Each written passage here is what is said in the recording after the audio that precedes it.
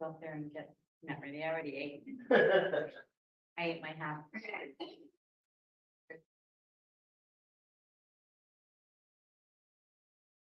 Yeah, well, let's see.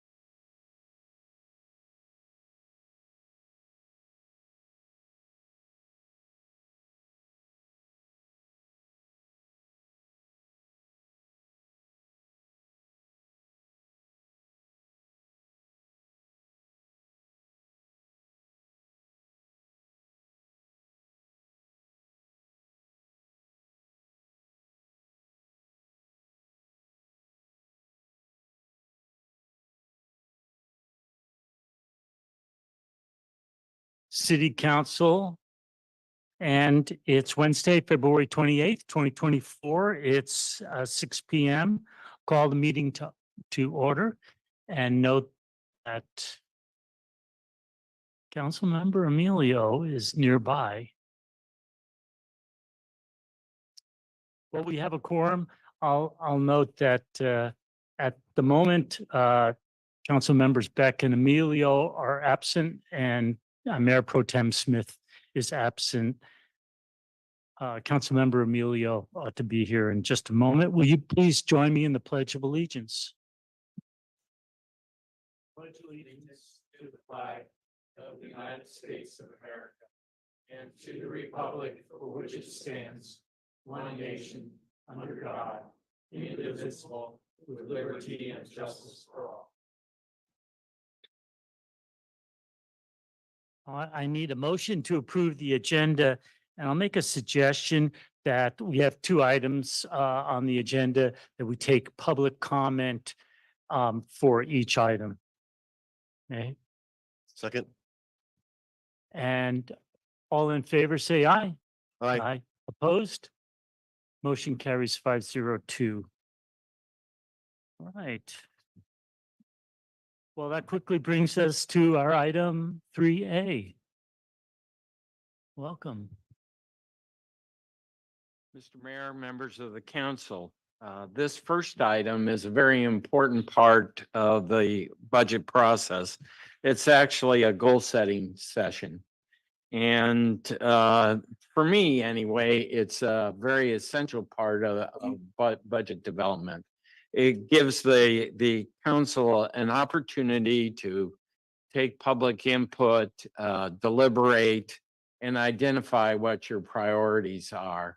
And these priorities then get communicated to the city's boards and committees and commissions and city staff, and provides direction in the actual development of the budget itself. Last year, you went through an extensive goal-setting session. It was facilitated, and it took a couple of hours, I think, in of itself to complete. That's not our goal tonight, because you've already set the model, so to speak, for 2 years. You adopted the budget with goals in place for a 2-year period of time. Today's process is simply to look at what you've already done, review those goals. There are 4 major goals, and the milestones.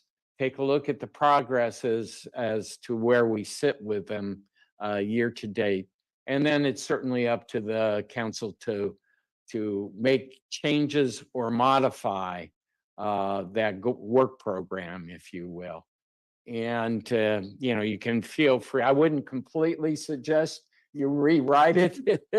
That's not the intent either. But certainly you shouldn't feel limited to maybe add additional milestones or something that you think is extremely important to accomplish as we approach what is going to be fiscal year 24-25. So with that, I'd like to ask that we take a look at the work program that you set up last year. And my intent, I can go through this differently if you would like. My intent is just to call out the major goals, identify some of the milestones per each priority area, and then take a look at where our progress is at the present time.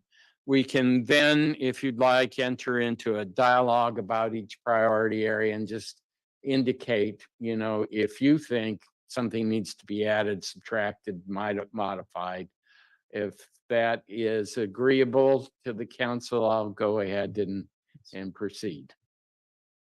Well, obviously, as you'll see up on the screen, the first priority area was recreation services. And the first goal is to expand hours and services at the youth center. And during the last fiscal year, as you'll note, a number of those milestones have been reached, expanding programs, expanding hours, recruiting staff to meet those expansions. So the first 3 or 4 of your milestones have in effect been met. And with this first fiscal year, we're now in the process of beginning to set ourselves up for the programming that you'll see in the future. And this right now is meaning that we're looking again at areas that we can expand in 24, 25. We're also in the process right now of beginning to hire staff to make sure we implement those activities. And as you'll see in our agenda that's coming up in the next meeting, we're going to be expanding with a program at the elementary school that the school is going to participate with us actually in grant funding. And so we're in the process of hiring staff for that project as well. The other area for recreation that we need to pay attention to is actually facility fees, assess the current facilities fees and then come back, set those fees and begin with their implementation. As you can see on the right, we've initiated that process and we expect that we'll be bringing the assessment and recommended fees back to the council in the April-May timeframe of this year. And once it's approved, we'll move on into the implementation phase. So that essentially takes in recreation services. Are there any questions about that? Yes, well. Are we gonna, did you want to go through all of them and then go out to public comment? Well, my suggestion would be if they have comments, get the council comments first or questions, go to the public on that area and then back to Come back. council. Okay, so we'll do it a little bit different than usual and questions. Okay, thank you. One question I do have is we've had people ask about after-school programs for middle school and high school. Is there anything included in that? Because we don't have we're kind of looking at the big picture, not knowing what the individual programs are. So I just wanted to ask if that's something that still is being worked on. We have, we're working on it. We've made progress primarily with the middle school area. We've established after-school hours and those have been expanded.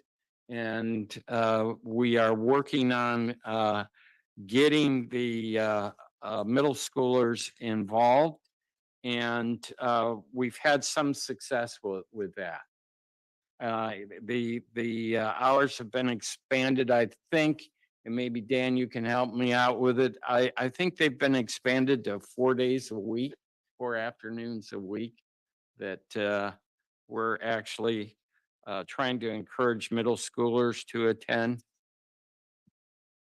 Councilmember McDonald, the youth center is actually open 5 days a week, Monday, Tuesday, Wednesday, Friday at 3 o'clock for the after-school programs. And then it's open earlier on Thursday, I believe 1:30 or 2, because Thursday is an early day for the schools. And it's open for middle schoolers and high schoolers. You know, we've heard that quite often. High schoolers are more than welcome to come. We just don't see a lot of participation from the high schoolers. We are also going to be hiring a couple of program coordinators, and one of them has some expertise in dealing with high school age group. I can tell you from my own experience that that's a very hard group to crack that involvement level. And throughout my years, you know, looking at different youth centers whether it's been a boys or and girls club in a community or the city itself trying to set up kind of a drop-in center. Though that age group just is not an easy one to get the corner of. You really have to develop a program that has a hook, if you will. And that's not always easy to find. The other reason for that is the older kids seem to be a little bit more engaged than some of the middle schoolers are. They're already making decisions about jobs, about athletics, and some of them are beginning to hone their own resumes, if you will, for college. So they're very busy in their own way. So it is a difficult group to work with. I will say that I think we're having more success with actually recruiting high schoolers as staff. We're also going to have a program coordinator that is capable, as I understand, of certifying lifeguards. And we're already recruiting at the high school level for lifeguards for our swimming program. That, youth employment may end up being our biggest interaction with high school age kids. That sounds great. Thanks so much. Before we go on to someone else, I just want to cue off of that because we've heard a number of times from people that want to see more hours at the pool. And I think we'd heard last year it was training and getting certified lifeguards was an issue. Could you expand on that a little? Doug, Dan, if you don't mind. Mayor Peak, we would by all means want to have the pool open longer. When I say longer, I mean into Labor Day, September, or open earlier. Problem is we're employing these high school kids and these college age kids to be our lifeguards, and they go back to school.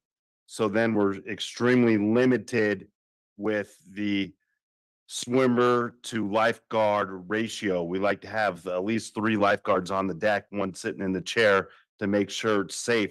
So unless we meet those ratios and we have those students, because I'll call them students because that's what most of them are, employed, and they're not going back to school, then we'll be able to keep it open. That's what we're striving to do this year. It's a nationwide struggle to employ lifeguards. It really is. But we're striving to it. We've opened the job announcements up early this year. We've already got some applicants. We're going to begin interviewing and keep it open on a rolling basis. So as we can get some staff members in and on board and trained, then we'll get them going. I spoke with Ms. Clark today, and she said that it's surprisingly at the pool, at the small pool, what we end up doing is just getting waiting lists, believe it or not, for kids learning to swim. So a lot of time is dedicated to swim lessons. And obviously that limits the amount of time that is open for public swim. Thank you. Councilmember Cleddy. Thank you, Your Honor. Reinforcing this point, the community has voiced a lot of interest in having open swim. I know there has been some attempt to get swim lessons going down there, but I think most of the comments I've received involve just having recreation swim days. And, Memorial to Labor Day during the weekdays, perhaps, maybe 3 days a week, whatever. But for residents to take their grandkids, that's what I'm hearing, down to the pool. It's a city asset that they feel, based on the comments I've received, is underutilized. So if we can make that happen this year, I think that would be fantastic. Councilmember Peduri. Thank you, Mayor. I'm in alignment with what other council members are saying with respect to the recreation activities. I just had a question around how this is framed here with respect to ongoing progress. So from my understanding, if the percentage complete is 100% and we are 75, 65, 65, we're almost there. This is a 2-year effort and it looks like we'll be done well within a year. Is that correct to assume? Well, I think with you're right. Most of these things though will be repeated again in that second year. Some of it will be. We'll continue to expand programs. We'll continue to add staff. So that's kind of ongoing. The areas that may bleed over until a little bit of next year would just be the facility fees setting components. Okay. Yeah, and on that note, since you mentioned expanding programs, I think it'll be beneficial for us to understand what kind of programs are being expanded. So if it's swimming, so be it. But so just gives an indicator to the council that like additional programs are being instituted in 2024, 25, so on. Thank you. Councilmember Emilio. Thank you, Mayor. Back to the hiring process. We're also competing against the Monterey Sports Center, which has a couple of large pools, and they have lifeguards there because I know some of younger kids that belong to called grandchildren have been there before on training, but there's a lot of lifeguards in there. Then I have another question about recreation services.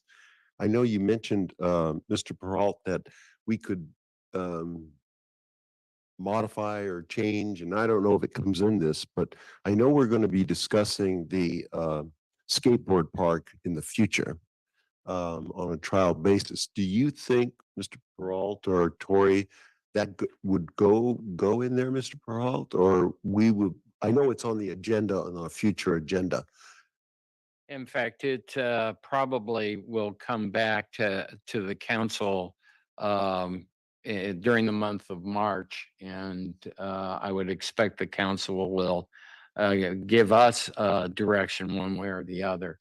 I think the issue with that you'll be dealing with in the skateboard park is that we, as you know, you've been through quite a journey of looking at different places, and you're left now with just the parking lot over here, and the cost of converting that parking lot to a skateboard park is probably going to be somewhere in the neighborhood of $150,000.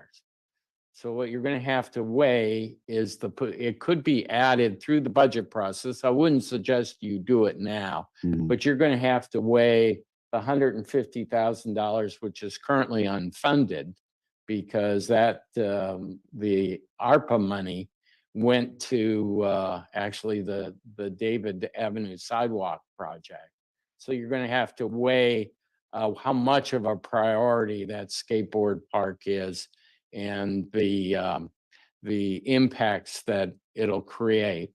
Once and you'll be able to get a taste of that when we come back next month, and then you'll give us direction as to where you would like to see it. And if you do want to see it in the next year, we could add it to the list at that time. Okay, thank you. All right. I think we're finished with this goal. We'll take public comment once we've done all the 4 goals. So we'll move along to the next goal.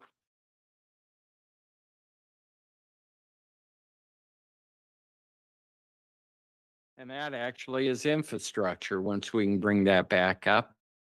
So we can go to the next one now. That's recreation services, which we've done. So you just scroll up. There you go. All right, right there. Infrastructure.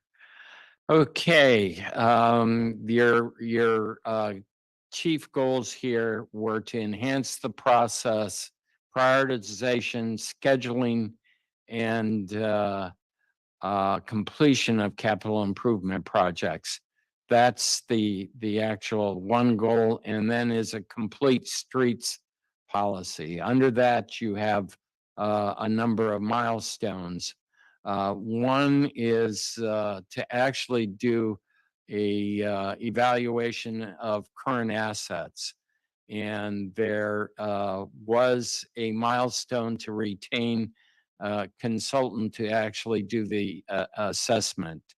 And then this assessment of your current assets is to identify what priorities need to be established for your major facilities. And when I'm talking about major facilities, I believe there's 5 or 6 of them that are actually this building, the police building, the fire building, the courtyard, if I'm not mistaken. And those are, and Dan, is there any other facility on that list? The youth center, sir. Youth Center, of course, yeah. And so they will, the complete asset review will be done over all of those facilities. And then based on their priorities, the priorities will then be forwarded into the CIP. I will tell you that at this point, the percentage complete is noted at about 50%. We actually have completed the solicitation process for these consultants. We expect that those SOQs, statement of qualifications, will be reviewed by the end of March, and the council will be in a position to award that contract and get started with the actual assessment of those facilities. The other part of this is actually taking maybe a different approach to the CIP itself in terms of coming up with a multi-year design that actually captures what we expect to have happen by year. So that's what becomes identified in the budget.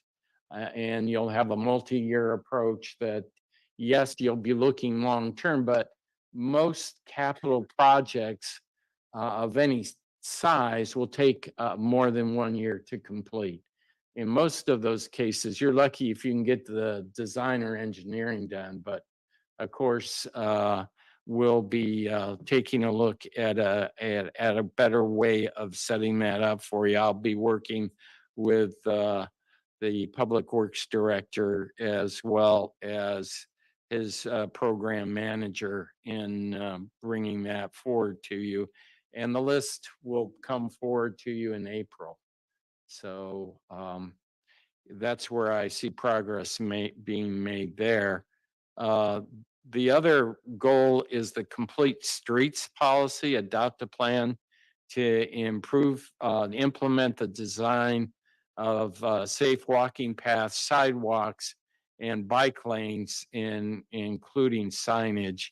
And at this point, we have not initiated that process. It is probably due to be done in the next fiscal year. We would be looking to make progress on it. But at this point, we really have not made much progress in that area. Dan, do you have anything further to say?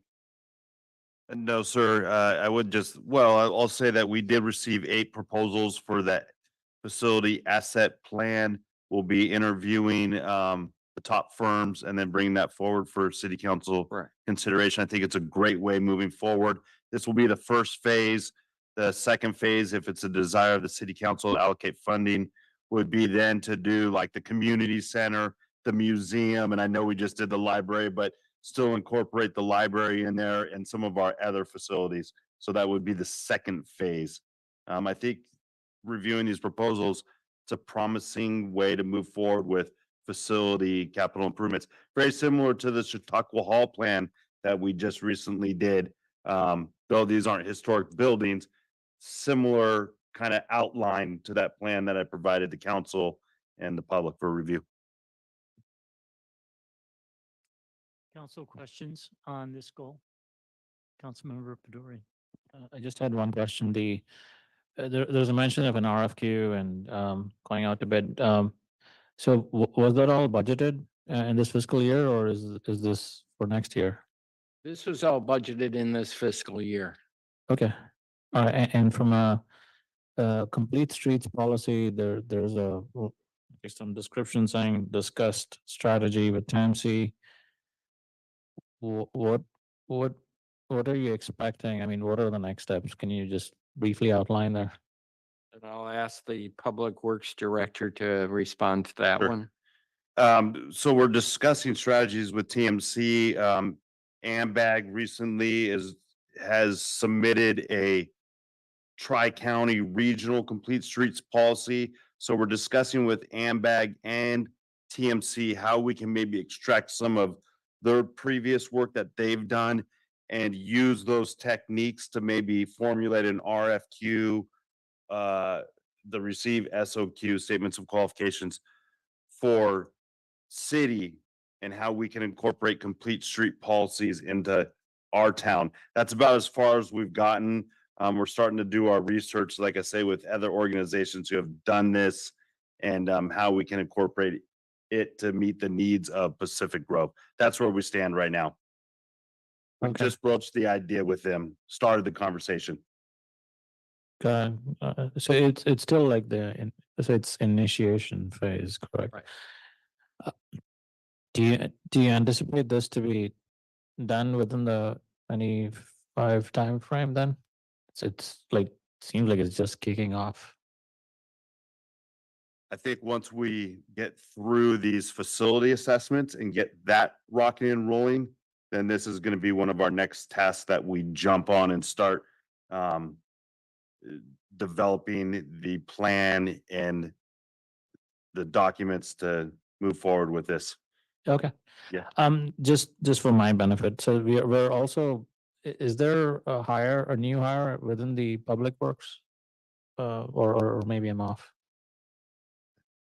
No, sir. Okay, all right. thank Well, you. we have vacant maintenance positions, and that's what we're currently interviewing for, but those are positions that are on the books for maintenance workers. Yeah, so I just wanted to mention that just for the council benefit, it looks like this is a sequential process, like do step number one, then do step number two. It's not a parallel process, so I just mentioned that. Thank you. Councilmember Coletti. Thank you, Your Honor.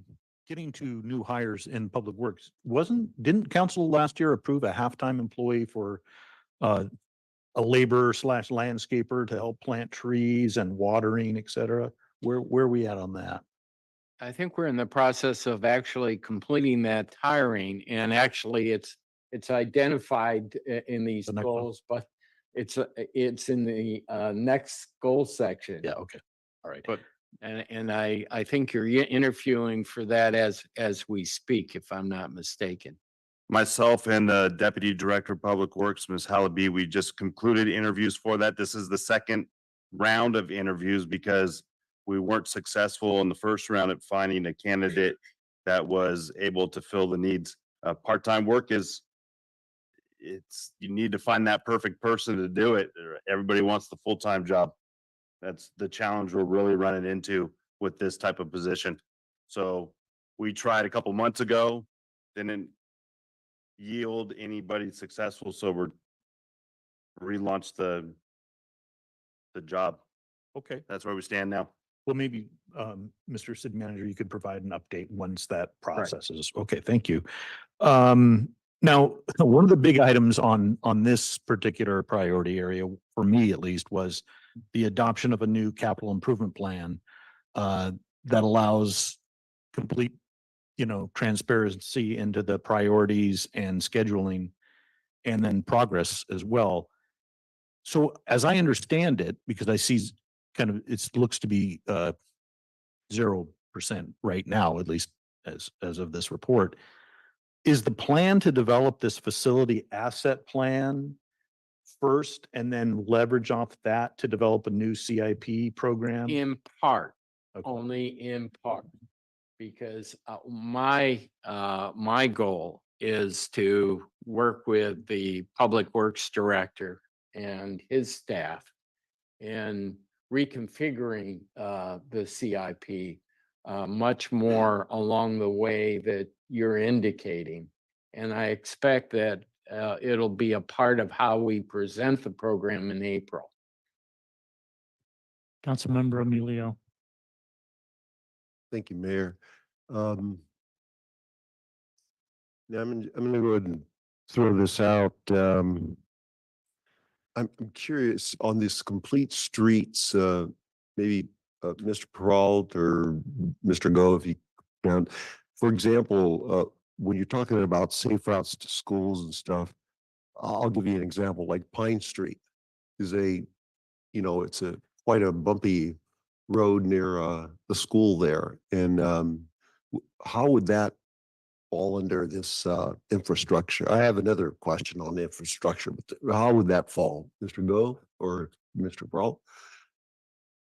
Well, for me, I would think that, and I think the Public Works Director would probably echo this.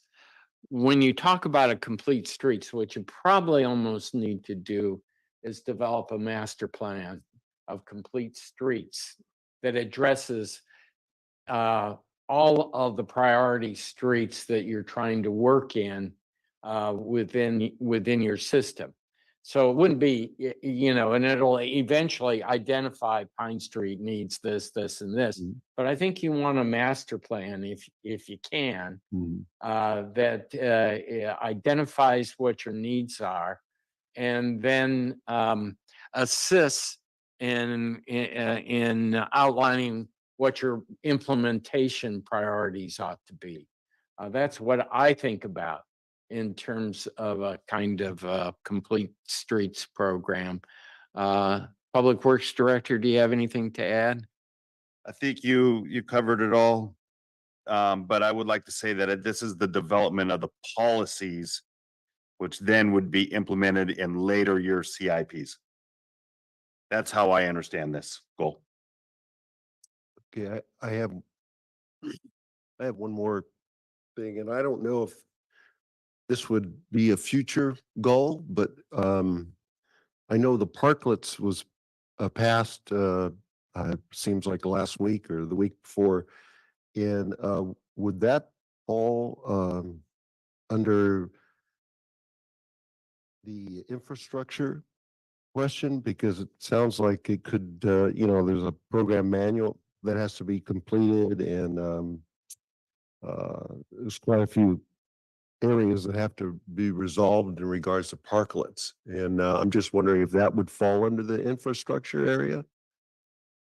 Most likely it would. And, you have to remember, this is your plan. And so ultimately, if this is what you want to make sure is identified here, it certainly could be. Okay. Well, I'm going to make a suggestion that we add parklets to this infrastructure, because it's not going to be a small fee for us to put those parklets together. So that's my suggestion.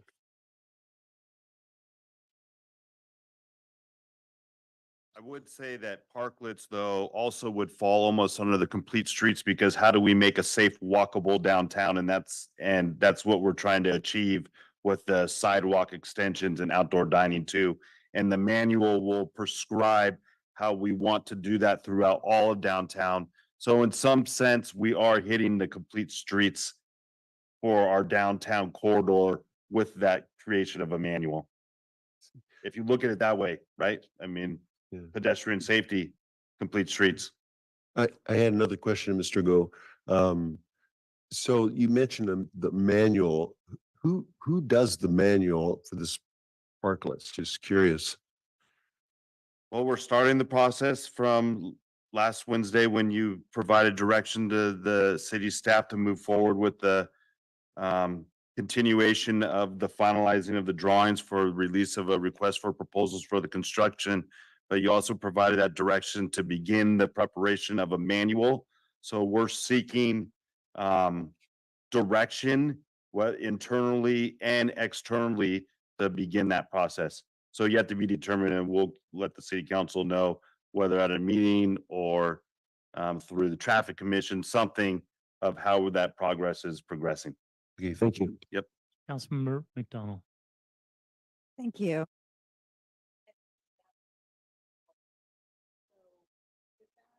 The park program doesn't necessarily have to fall here in this plan. It can still happen, but I would agree that it matches Safe Streets. So I think that's what we were going under the assumption of. So that said, that will be coming presumably now. It looks like we're moving that to next fiscal year, correct?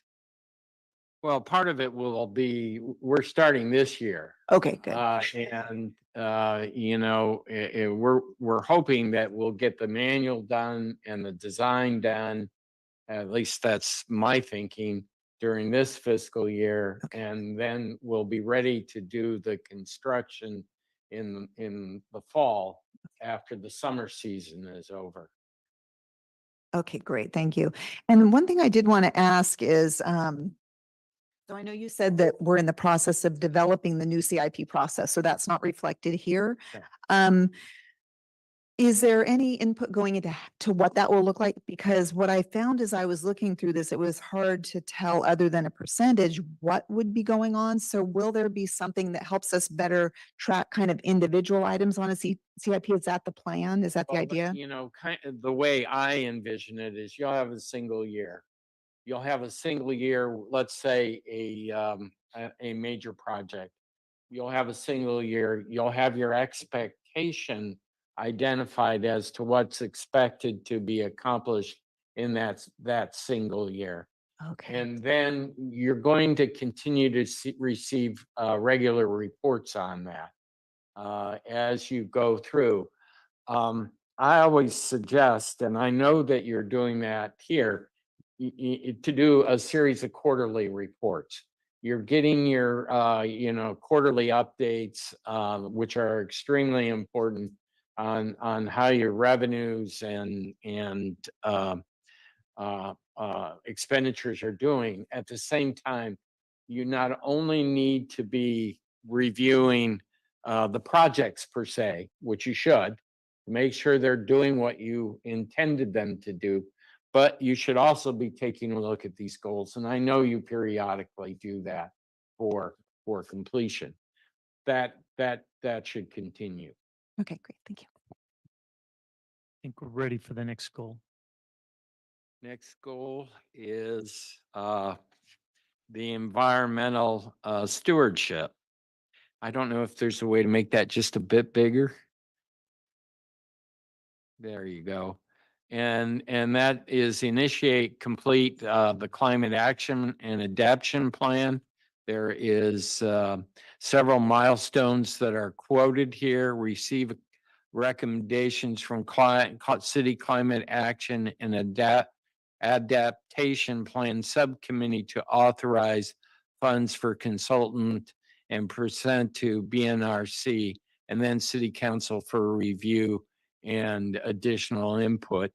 And it basically says that initial work was to be done in the first quarter of 23-24, and then to be followed with the proposed action plan in the third quarter of 23-24. And I've got to say that at this point, the progress here seems to be a bit lagging. I know the committee's met a couple of times, but we haven't achieved yet what you had identified for the 23-24 fiscal year. The next is to initiate and complete a citywide tree improvement and management plan, sustainable tree maintenance and removal strategies, review and replacement of non-native plants and species. A lot of this has to do with completing the comprehensive Title 12 revisions and focus on replanting compliance and tree appeal process to be reviewed by the BNRC. Title 12 and recommended revisions did go to the BNRC during the January of this year. So it's a little behind from when it was forecast to take place. I do know that the BNRC is going to take another look at Title 12 revisions, and that's going to occur at their next meeting, if I'm not mistaken. And it is staff's hope that what will happen from there is that the BNRC will make recommendations on the revisions to Title 12 that should come to the council for your review. So it's hoped that we'll be able to complete that process in March, and then shortly thereafter bring Title 12 to the council for revision. And then you also see down here is the plant and maintain 150 native trees on public property and public right of way. And if you want to, could you scroll over to the right a little bit? Not, there you go, Stephanie. This has been initiated. It's been completed about 20% of the program. But what we're in the midst of doing, as we've already pointed out, is process of recruiting the part-time employee for watering and maintaining of the public trees.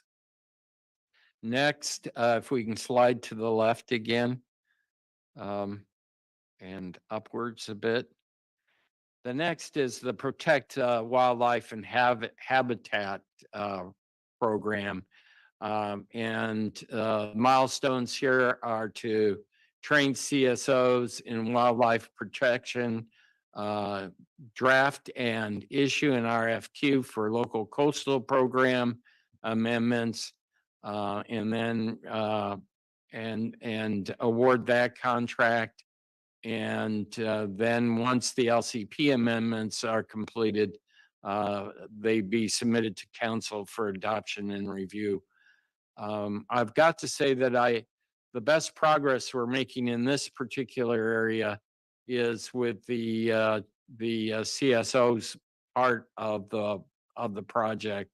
Met earlier this week with the consultant and the police chief.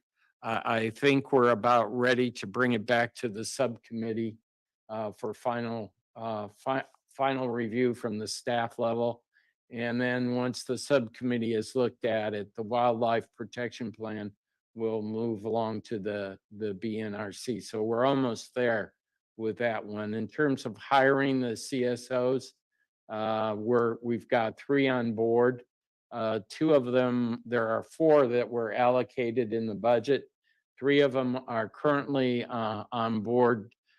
2 of them are undergoing their field training, what's called field training. We're hoping that the 4th will be selected. They're in background right now, so they've been selected. And so it's just a matter of going through the background, which will take about a month. That'll give us the 4 CSOs. Each CSO is to participate in the wildlife protection program once we've got it up and fully operational. So I'm thinking that we get this back to council, the subcommittee in the coming weeks. It goes to the BNRC, and then you probably should be seeing it about April, I would think, for the council to approve. In terms of the LCP amendments, we've been less successful. We have put out the RFP twice for those amendments. And the first time we had no takers. The second time we had one consultant return a bid, but it was too costly. So we decided not to pursue that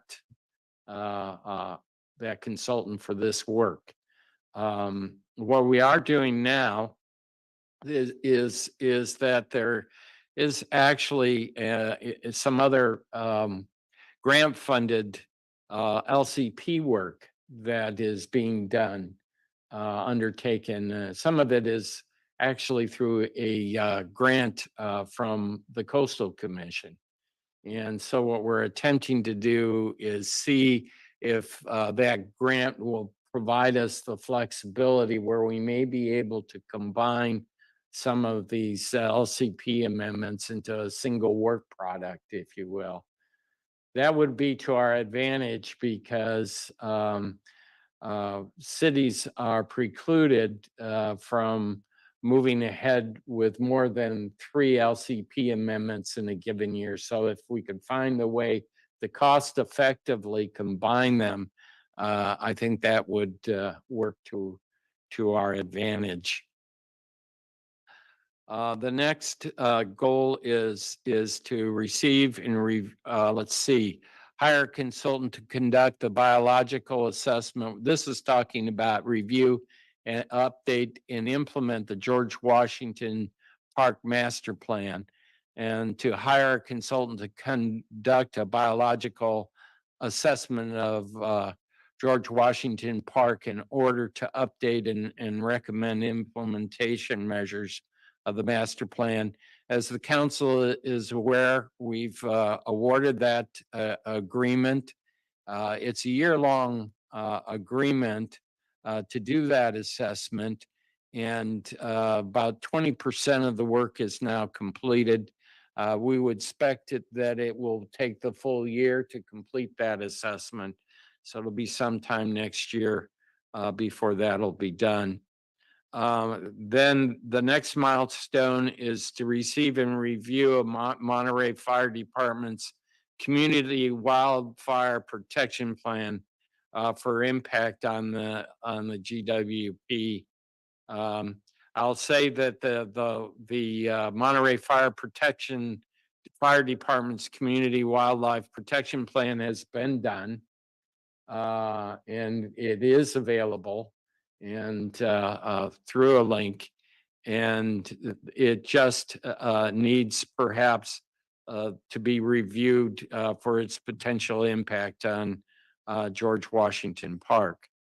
Final is to implement council policies for GWP master plan in alignment with the approved city council direction. If you can slide that to the right a little bit, Stephanie. Right to the completion. Improvements consistent with the GWP master plan will be is that September 2024, Dan, or that last part of it? It says master plan. Yes, I believe it was supposed to be September 2023. That's when we brought all that forward to city council, and you opted us to, that's a typo, I apologize. You opted us to move forward with a biological assessment and then get the information from that assessment. And then from there, we'll begin to develop a plan. So the actual plan would be coming back to the council sometime next year. That's correct. Anyway, that's the environmental stewardship priority area. Questions, council questions? Councilmember McDonald. Thank you. One question I do have, and the rest might make sense later, but so one of the goals is tree planting, and I totally appreciate we're waiting to get somebody who can water them first, so we actually have success in this program.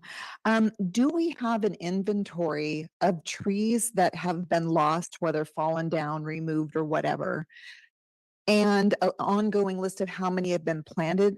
I guess what I'm looking for is, so we're in the CIPs, we want more transparency, and an easy way for transparency is kind of know where we stand and what's been lost, where we stand and what's been replanted, and that would be really helpful in really gauging how we're doing on our goals. Will there be a plan to have that available going forward? Councilmember McDonald, are you referring to public trees or public and private trees? Well, in an ideal world, public and private, because people who take out private trees are actually required to replace or pay a fee, and then that fee is supposed to be planted publicly. So what I think we've been asking for some time, and I don't know if it's been an official request, and I would love to see it be one, is to really have a good inventory. So we've seen a lot of trees come down. We've seen a ton come down. We hear chainsaws all the time in the golf course, and I don't recall ever seeing any new trees planted there, and maybe we've missed them. But so it's just, it would be nice to be able to gauge that better. So that would be great if we could have something like that developed. Councilmember Peduri.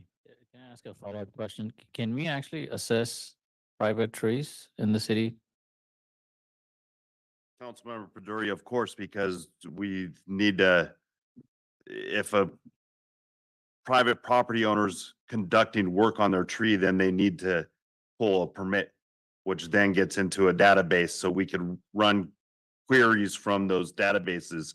And we have, and we could provide this information, by all means. So it's, in other words, it's contingent upon somebody exercising a permit to get information on the trees, correct? From a private property owner standpoint, that's correct. Okay, so I just wanted to mention that to Councilmember McDonald, like, it's not gonna be a complete history unless everybody pulls a permit. So just FYI, thanks. Councilmember Clay. Thank you, Your Honor. I think the Climate Action and Adaptation Plan Committee needs to get going. We need to hire a consultant. We had a meeting in August, and then we just had a meeting in February, and we're kind of at the same point. We've had some good discussions, but I don't think we've made any real progress in getting moving on a climate action / adaptation plan. So I think that's a priority, I think, as far as where we're at in this current policy. Something near and dear to my heart is the George Washington Park biological assessment, which will include the entire park. Is that right, Mr. Go? That's correct. All 4 zones. Okay, so I noticed in this column, lower right, the cell that says improvements consistent with the George Washington Park Master Plan commenced in September 2024. Are you talking about the Forest Management Plan as opposed to the Master Plan that was adopted in 2000? I think we're talking improvements consistent with the George Washington. I think that we started doing work and then it was halted, and that's when we brought back all of this information and you asked us to move forward with the biological assessment. Right. We'll do the typical annual maintenance that we always conduct per the 1999 plan. Mhm. The mowing of the perimeters, making sure it's fire safe, so on and so forth. And then we have a few of the projects for George Washington Park that were CIP that were implemented. Some of it is those tree planting projects and stuff, which we're gonna be implementing. We're working on a large scale Arbor Day April event, open to the public, on a weekend, come plant a tree type of thing. So we're working on something like that, more to come on that. And I think that's going to really encompass quite a bit of your goals with the tree planting and so on and so forth. Okay, well, just to kind of recap my understanding of what this whole goal was meant to do is that we have an established plan, the 1999/2000 plan, that's current policy. We initiated a biological assessment that'll take a year. We've got new information and data coming from a wildlife protection plan. And we're going to kind of all synthesize all of those studies / plans at the end of this process. That's the whole point. And I guess the question I have is, how are we going to do that before the biological assessment is completed, which is a year-long process? Probably can't. That's what I'm guessing. Yeah. Okay, so I just wanted to make that point. When you, may I? Sure. When you develop these goals, you had yet to see the 2020 DUDEC plan and when we brought that forward, this is where you decided to shift gears Yeah. and initiated that year-long biological plan. And when we're doing the year-long plan, we initiated January 1st, 2024, because I want to encompass all 4 seasons of the park and get that assessment and then bring it forward exactly as you stated and encompass it into all of these other existing plans Right. and develop one guiding document. Right. Okay, we're definitely on the same page. I would request the city manager that we maybe get a update on the maybe a midpoint update on the biological assessment. I think that would be really, really useful to see. And I thank everyone, Mr. Go, et cetera, for I think you chose an outstanding consultant for doing that work in Denise Duffy. So I'm looking forward to getting an update. All right, the last goal or the 4th goal, I don't want to make it sound like this is lesser priority. The last goal is actually housing. So it is a significant piece of work. And I don't mean to smirk at it. It's just, as we all know, it's very time consuming. And it's primarily taken up, as you can see from the chart, with actually getting the 6th cycle of the housing element updated. It's pretty much what the whole work program is about in some way. And as you know, we've met as you intended, getting the initial draft done before the end of last calendar year. And then we've received HCD comments and responded to those. And you will continue to see monthly updates on the progress that we're making with it.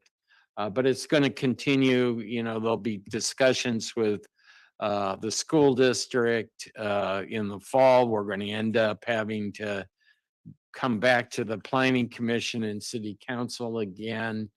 And, the EIR itself is going to be a major undertaking. So for the planning department, this is going to continue to be a major piece of work. There are 2 other major goals that were cited here: explore and assess the grandfathering of existing non-conforming ADUs.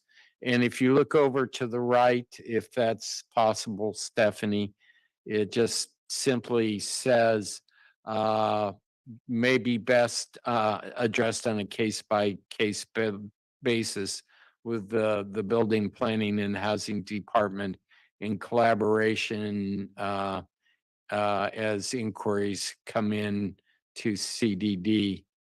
The other area was an affordable housing project, and it remains obviously on your priority list or as one of your major goals. But that in itself is, there's been no progress on it this year.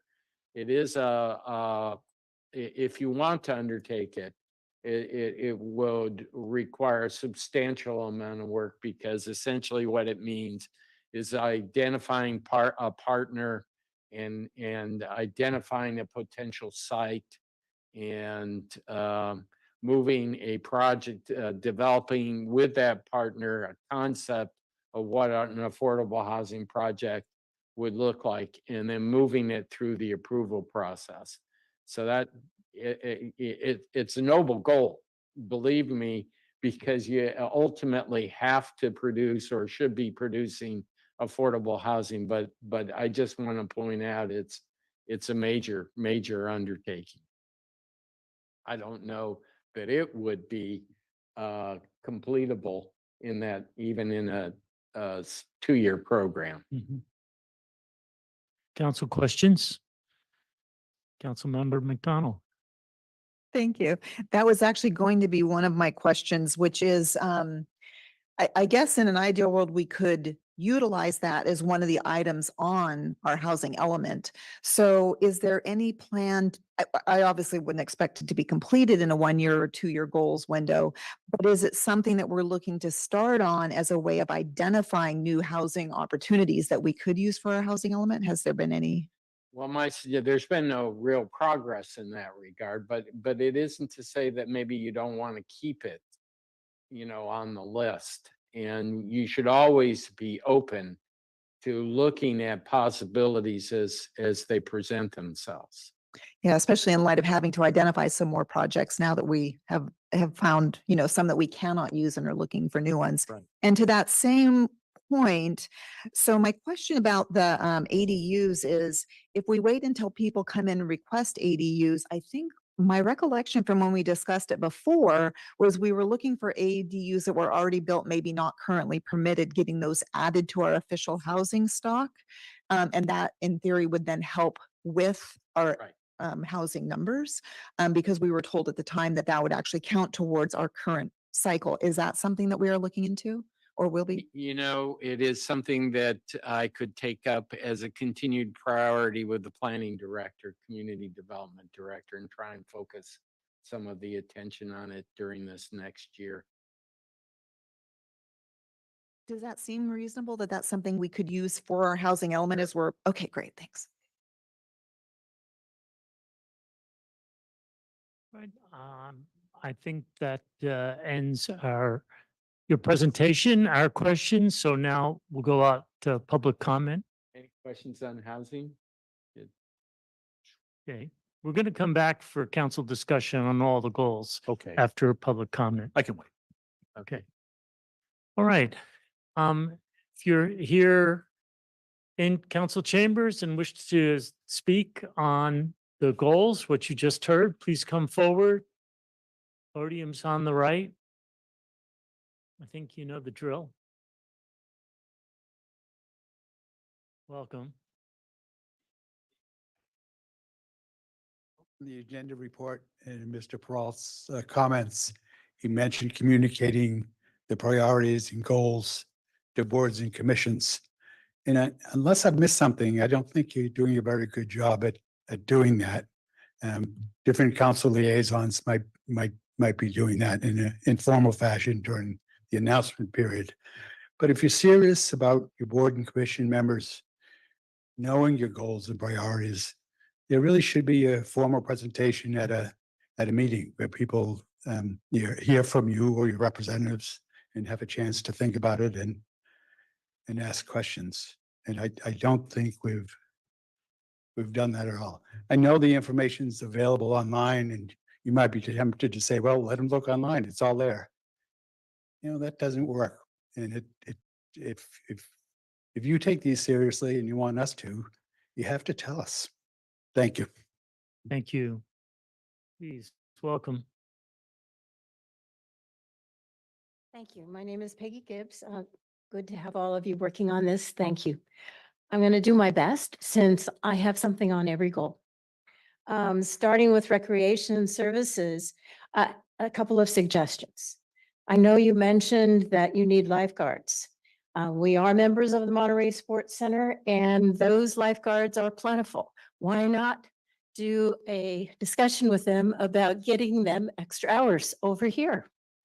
Kids love to work and I bet they're not getting the hours they would like to have. So that would be one thing.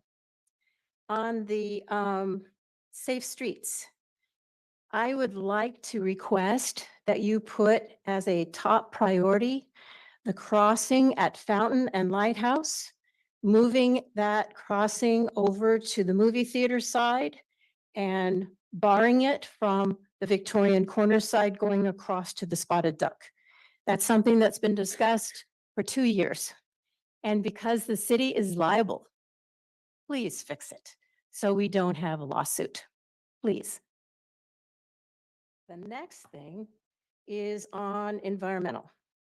So you mentioned the difficulty hiring part-time people. I know that our city has multiple master gardeners that are volunteers. Could we not reach out to them and ask them if they would help either do it themselves or identify others that are fully capable and Master Gardener certified in order to help. I think that you might be surprised. There are a lot of people that are looking for hours and they don't need a lot. Then I would also say, when you're looking at the George Washington plan, Councilman Coletti brought up the Carmel Mission Trail Master Plan. It's a fabulous one. Fabulous. They also have a general plan for trees. And they've made those completely available. If you reach out to them, I even have them. If you want them, I'll give them to you. But those are a place to start, so you don't have to do so much work. You can always do your own on top of that. The final one, I just want to say, yes, I agree with you. Identify the ADUs that haven't already been on a list and grandfather them in now. What a great win-win for both. And that at least starts getting us towards our number. You have a lot to do. Thank you for this meeting. Thank you for all of the discussion. And I appreciate that you're looking for all of the possible ways to keep things moving forward. I want to mention Councilman Paduri, please try to do things in parallel instead of linear. Thank you. Thank Welcome.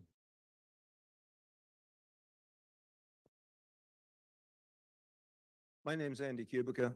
I'm a resident of Pacific Grove. I'm speaking as a resident today, not as a member of the Planning Commission. I want to thank the council and for their efforts here tonight. I want to thank them for their courageous decisions that they've made this year so far. And I'm glad we're doing this kind of scheduling here. The last scheduling session, goal setting session we had a consultant do it for us. This time we have our city manager doing it for us, which I'm very grateful for. I am grateful for this presentation where he went through each goal and explained things as we went. And that is a great improvement over what we had before. Having said that though, there are 4 goals and I've got comments on all of them, but I only got 3 minutes. So I'm going to only talk on one of them. And the one I'm going to talk to about CIP projects. My interpretation of that goal was that we're going to enhance the process, the prioritization and scheduling and completion of the projects. That's what it said in the words. It just didn't say asset management for 5 buildings. It said to improve the process. I had expected that, and maybe it was my expectation, which was wrong, but that would be done early on in this year so that would be a new process that we could use for this coming year for goal setting. It would be a new process that we could use to get rid of, to work down the projects we have. At the last city council meeting on February 21st, they said there was $9 million in the budget for CIPs. We've only spent $1.3 million. We only spent 13% of the funds last year, or up to mid-year of this year, I'm sorry. And yet we have no new process. We haven't gone out to a consultant to get that. All we've done is gone out, and the goal this year was to go and it said it was going to be done in the first quarter, according to the goal setting. The RFP didn't go out till January 15th. If I count the number of months, that's the 3rd quarter. I guess I don't understand that. And I hope we can do better. I know we can do better for our city. And we've got a big project ahead,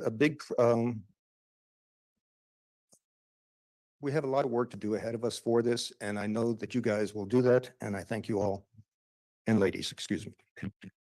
Thank you very much. Thank you. Welcome. Anyone else wishing to speak? We have empty seats right here in front. Thank you, Mayor, City Council, City Manager, everybody else on the staff for being here. Mike Gibbs, I'm a resident and a member of the Economic Development Commission here. I don't have any particular comments other than it's kind of a process comment. We heard questions from the council about each of the items, but if you remember the public, and there's not very many people here, it would have been great to be able to comment on each individual item, because this is really important stuff, right? And so we're all sort of condensed into 3 minutes and we have to cover the whole field, as Mr. Kubica said, he had other comments, but there was no time. So that's unfortunate. Well, my second comment is that many of you have been in business, and these type of planning sessions and documents are available to the entire, let's say, stakeholders, and they're set up online, right? So I was at the original goal setting, I'm here now, but in between, nobody really knows what's going on, right? We can't track it. We don't know updates. We don't know if you're over, under time and expenditures. It would be great if we had some kind of online tool so we could track this thing, right? Maybe put it on PIC-PG, put it on the website. So it's a real-time update. People can go and ask questions and have them answered before they come to meetings. And we can really engage in a thoughtful, in-depth process. I think the Monterey Fire professionals are here. I don't know if they're going to comment on the George Washington Park plan. And I was trying to read the website. It's like tiny little mouse print, but I think it's not, I didn't see it being available on the PG Pacific Grove website. It should be available, or at least a link. Maybe it's there. I haven't seen it because, there's a lot of interest in George Washington Park, fire safety, community's very involved. Let's keep them up to date on that. Personal interest to me is the ADUs. I kind of track it in the city manager's report, and it's bumping along, like every month or every couple of weeks, it's 2 or 3 of them. We got these 125, not including the fudge factor. Boy, shouldn't we really be pushing the AD, not pushing is that word, but fast tracking them? Maybe there should be one person, in the city staff, and they're your ADU concierge. You want to do an ADU, you call them up, they explain because they're a little bit different than other building processes or redevelopment. So it'd be great to have a ADU concierge or specialist. And Mayor, you did a great job in your state of the city. I'd love to see maybe more frequent comments by you, maybe just online, mayor talks or something like that, town talks, where some of these things could just come up and they could be, just inform people. People could ask questions, informal kind of a thing, not a city council meeting where there's a time limit. And so I just encourage more discussion, more interaction. This is good, but we need more of it. Thank you very much. Thank you. Do we have any online commenters?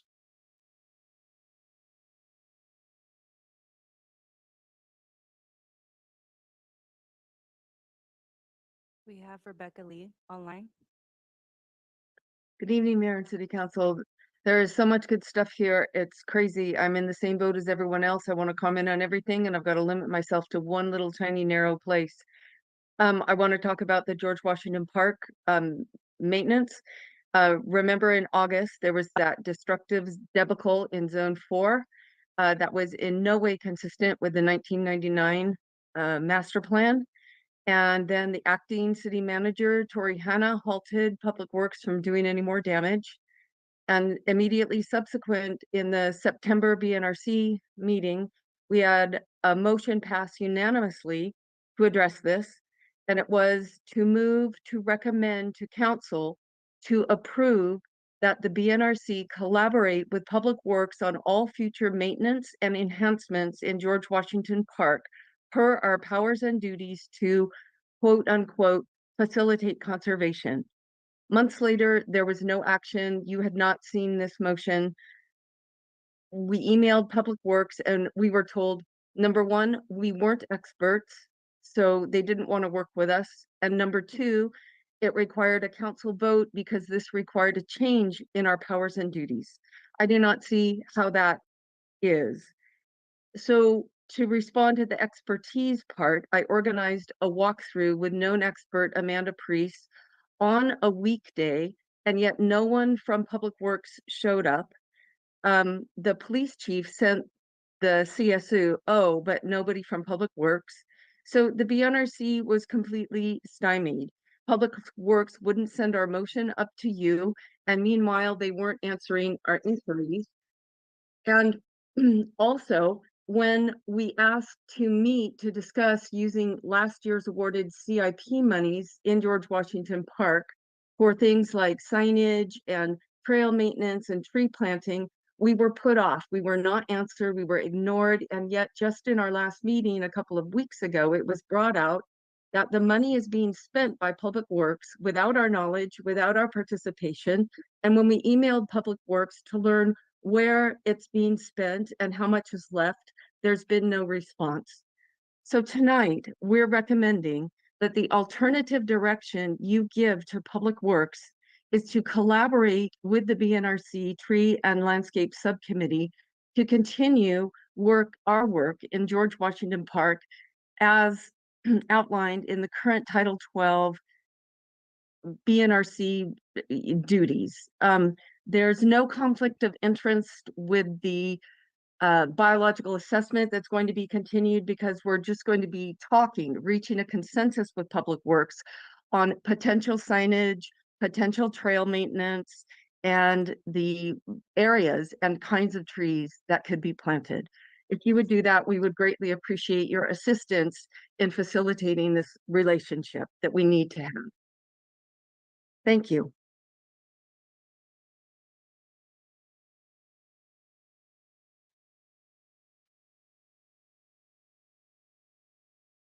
We have Kim online.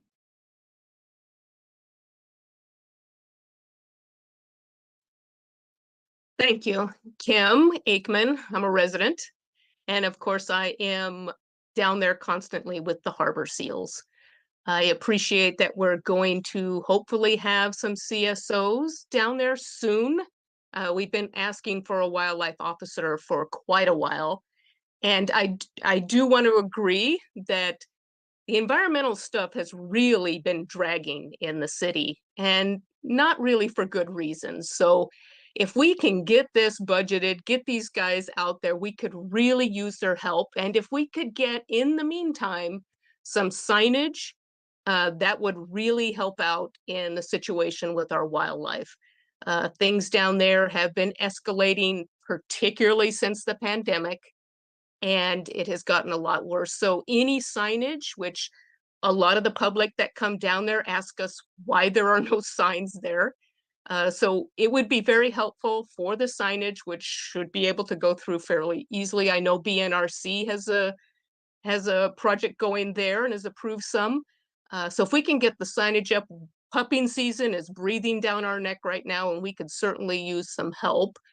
As far as trees, yes, it would be great to have an assessment of the trees on both private and public lands that have been taken down and maybe not replanted. We know the ones that have been taken down, we can certainly go by those permits and see what has been replanted. Because as we know, we are still losing more trees than we're gaining. And we were supposed to be planting 300 a year until we put back up the canopy we've lost. We're not doing that. And with the Title 12, in the last BNRC meeting that it was discussed, they said that it would take a while to go through this. There were a lot of changes in what was proposed. So I would highly doubt that the BNRC will get through that large document in one meeting. It took multiple years the last time the Title 12 was done. So this is something we really want to do right and carefully. So I think we should be, taking our time with issues such as our trees. And please, in any way that we could get the environmental stuff moving, let's do it. So many people come to see our amazing wildlife on the rec trail, and we need to protect it. Thank you.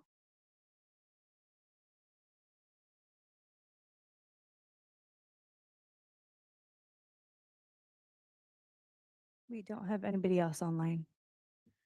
Right, thank you. And we'll now go to council discussion. Would like to kick it off? Well, I will then. Thank you very much to management and staff for all the work on the goals. When I look just overall on these goals, and the work, I think it held up to me amazingly well. That I think that the goals, these 4 goals, I didn't hear anybody say, oh, those goals were terrible, or those were the wrong things, right?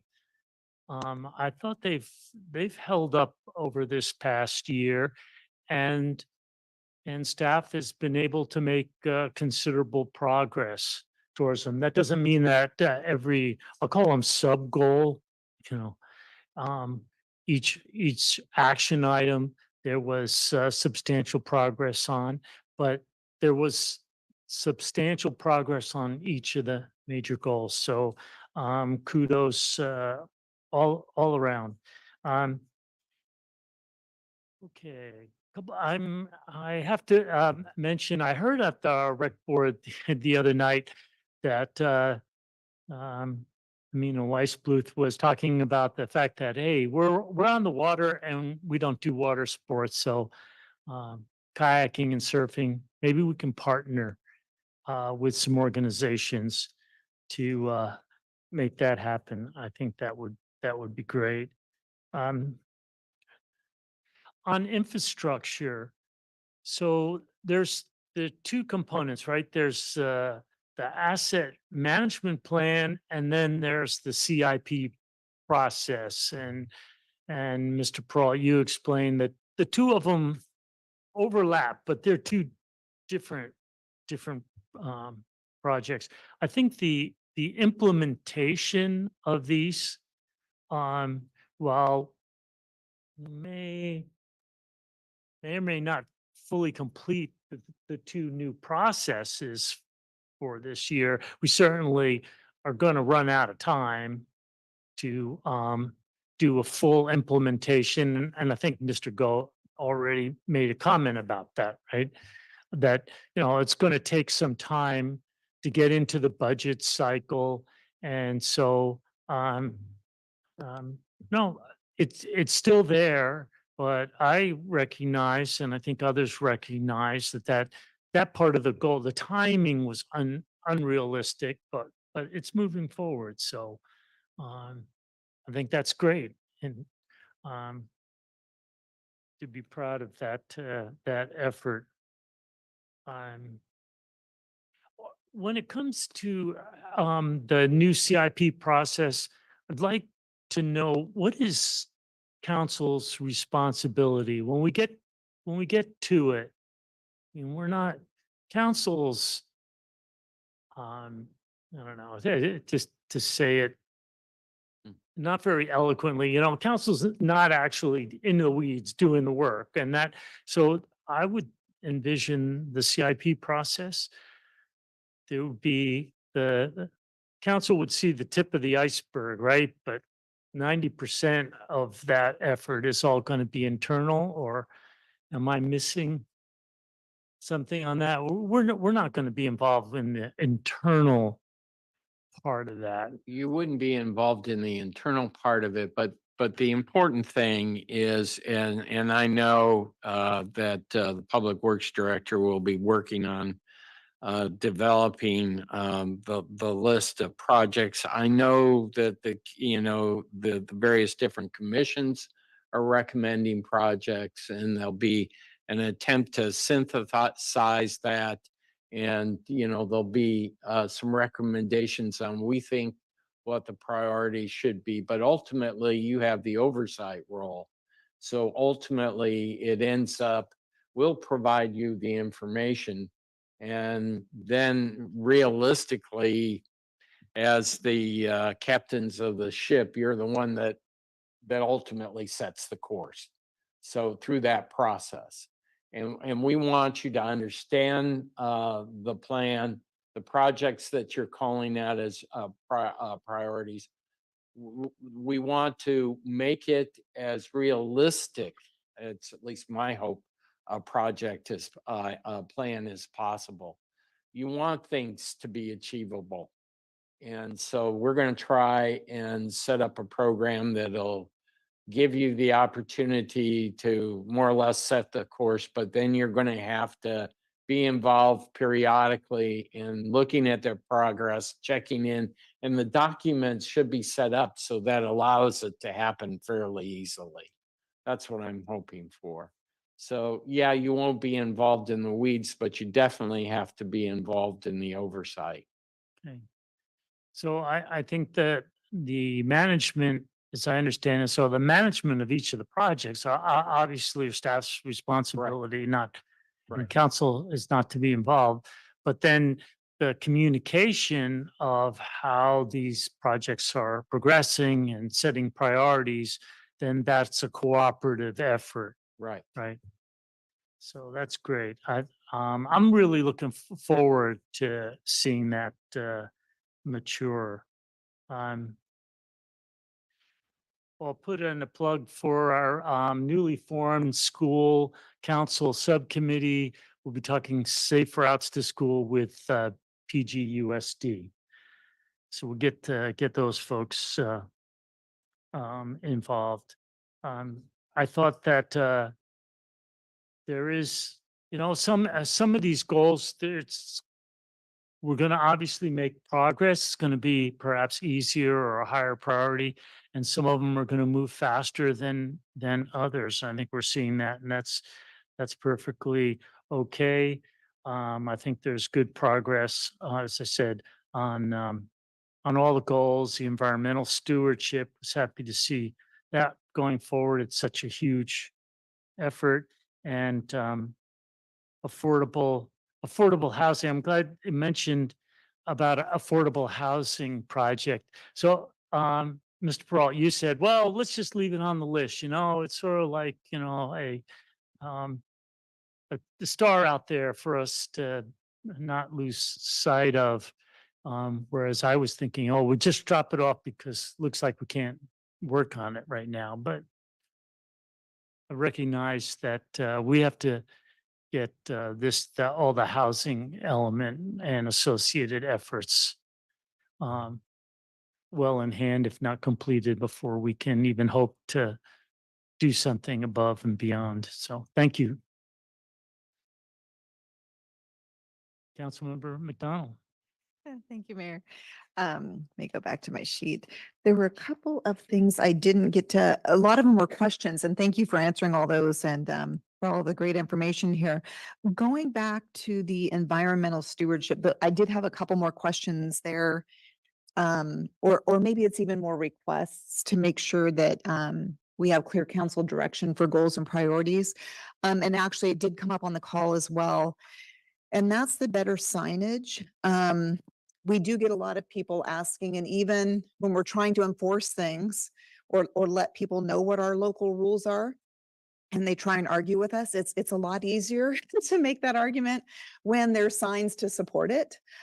So anything we can do to get more signage, things like no drones, things like especially because pupping season is coming and we want to make sure we get something out there so people know that we have a quiet zone there. The other one that I know I brought up a lot, and I'm hoping that can be something, it's not signs so much as street painting, but the bike lane at Point Pinos.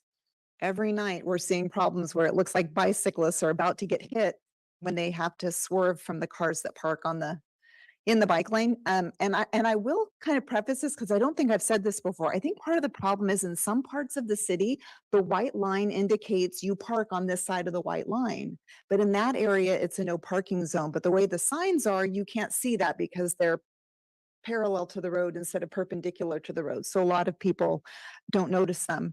So if we could put some painting on the road, I just want to make sure we do something before a bicyclist is injured out there, because we've seen a lot of near misses. There have been some incidents, sometimes they've gone out and painted the bicycle signs, but it's not in the one area where it's the worst. So I would really love to see that as kind of a safe streets issue as well. But that's something that in theory would be easy enough to do because it would just be putting the paint down and trying to make that safe for our bicycles. Because we do have several that we look for every night while we're out there.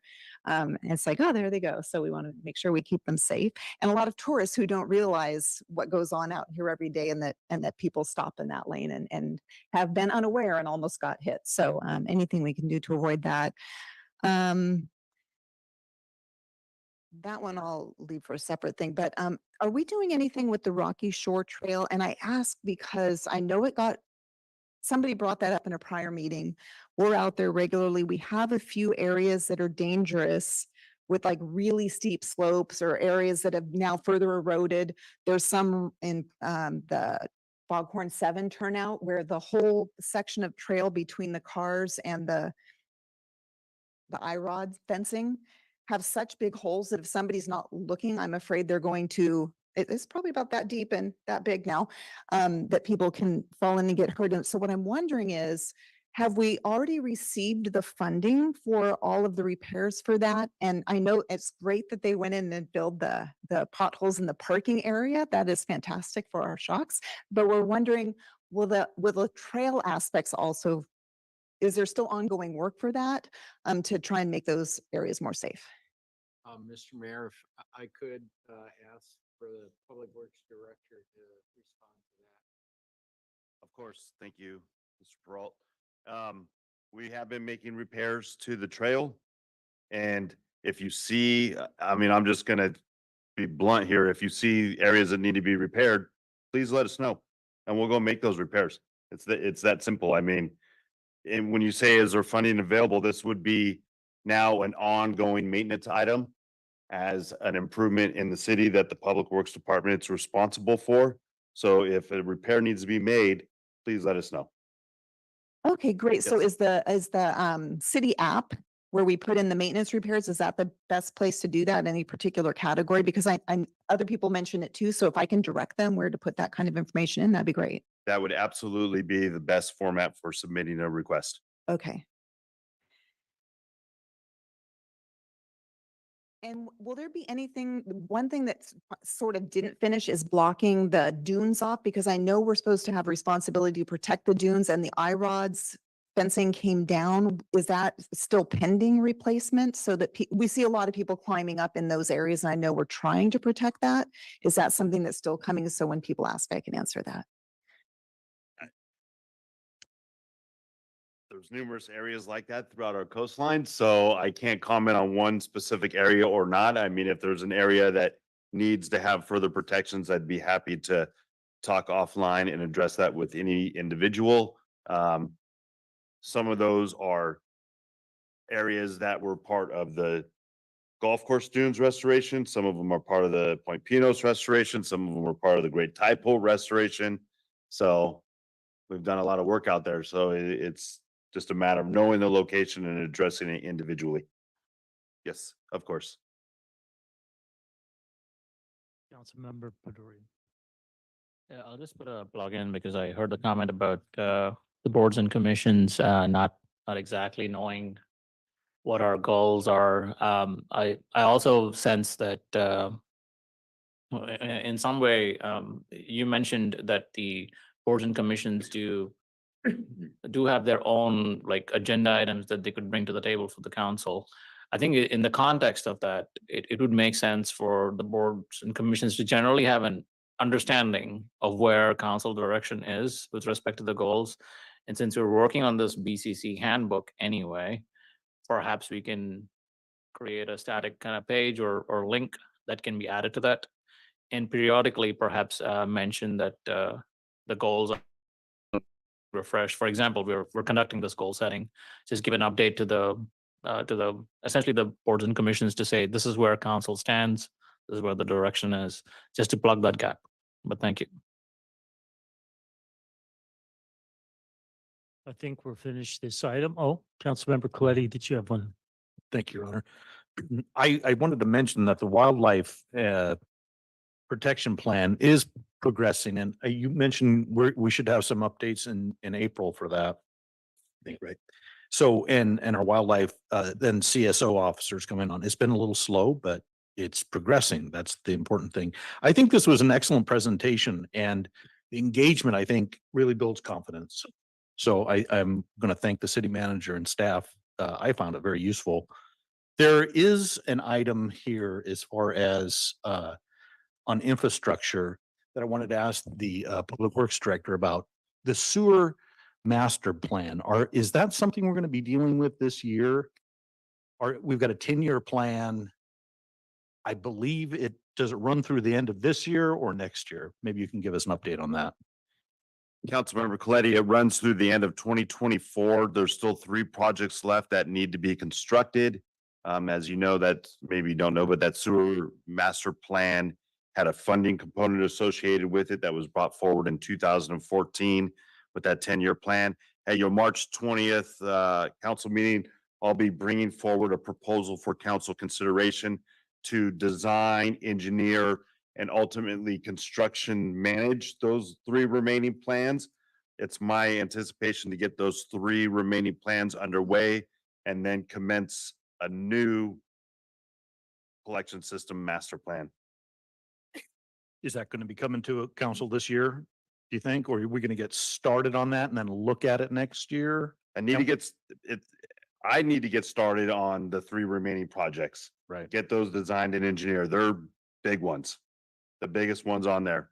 And then once that's commenced, then we could start identifying new projects for that new plan. Okay. That's my anticipation. All right. It's a big thing, especially there's this revenue component as well with Monterey One Water, et cetera. Correct. Finally, there is this goal in our affordable housing priority area dealing with exploring and assessing the grandfathering of existing non-conforming ADUs.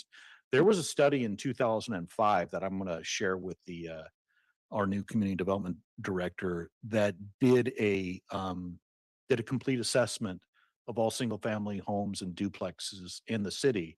Actually, they went around and looked at every one, and they generated a list of potential candidates. So I think maybe if that's not already available, I think we should try to resurrect that or dig it up. Thank you. Well, I'm not hearing any significant changes to the goals or We'll there are some tweaking that I heard. Yeah. And we'll make those and bring those back to you as a part of the budget process. all right, great. Should we move on to agenda item 3B?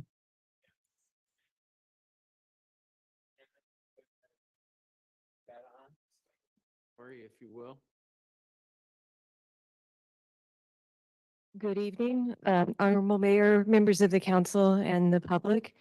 I have some financial information for a special budget workshop.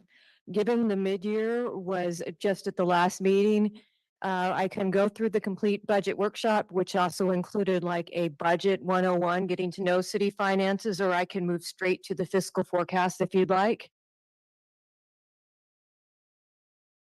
It's up to the council. My suggestion is if you feel secure with what you've seen in the past regarding revenues, expenditures, you might want to go directly to the forecast, but that's up to you. Let's do the forecast, please. Thank you. Oops, sorry.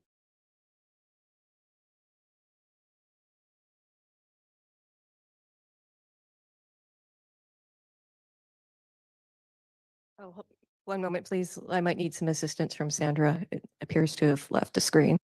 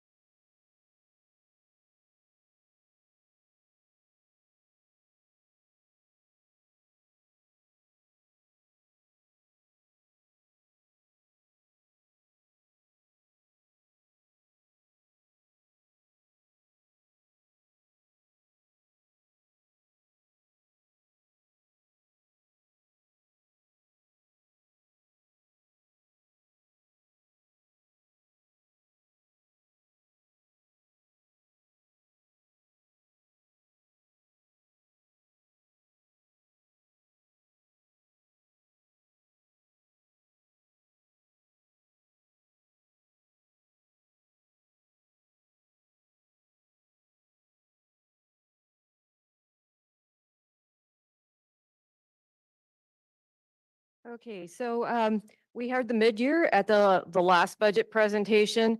This is a forecast for the next 5 years. This would be consistent with council policy to provide this information. And I just want to reiterate that this is a forecast. It's not a budget. It's designed to show milestones and trends over time. And it assumes that no other events intervene, such as like COVID-19 in the prior years. And it really looks at milestones or outcomes if nothing changes. It's just to give us an order of magnitude for going into the future and long-term planning. Advance. One of the things that is incorporated into the budget is the CalPERS pension rates. And just going over this is as part of the actuarial report. You can see that in fiscal year 22, 23, and 23, 24, the rates almost remained flat because there was some strong investment performance. However, going into 24, 25 is the first year that they're recognizing some of the investment pool losses, and you're seeing the amounts going up higher into the future years. This chart shows what PERS is estimating to be their 6.8%, which is in the bars. And those numbers have been included in the forecast, but it also shows us in the orange and purple lines what would happen under a scenario where the investment returns are only 3%, or what if they were much better at 10.8%, what that would do to our unfunded liability payment. Next slide. Just a couple of things that we've seen that the pension rates are going up within the forecast period. At one point, I wanted to note is that you can see 5.8 million is going to be the cost of the unfunded liability and 1.7 for the pension obligation bond. But just noting that even though this is outside of this forecast period, you'll see that fiscal year 29-30, that the pension obligation bond is retired. And at that point, it will almost regress to being about the same cost as it was in 24-25. Next slide. This is just a recap. We're starting the projection with a fund balance of estimated ending of 13.3 million. The actual numbers are included within your budget packet for the next slide. So really looking out, this is just based on not using any of the fund balance. This is just looking at what if we retain the existing fund balance and went out through the years. And this does include an estimated 3% COLA that's consistent with the existing MOUs. It does also include a similar factor for the Police Officers Association, which is currently under negotiation. It includes staffing that's consistent with the attachment that was included in this agenda package. And it also includes $500,000 just as a placeholder for the capital improvements and $75,000 for capital outlay. It does include a partial year of cannabis at $100,000.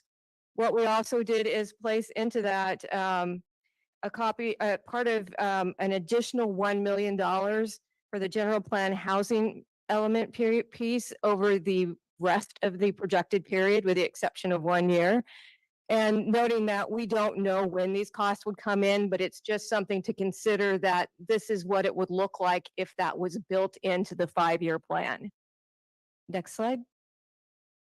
So overall, what does that mean for us from, are we going to stay within our fund balance policy going out into fiscal year 28, 29?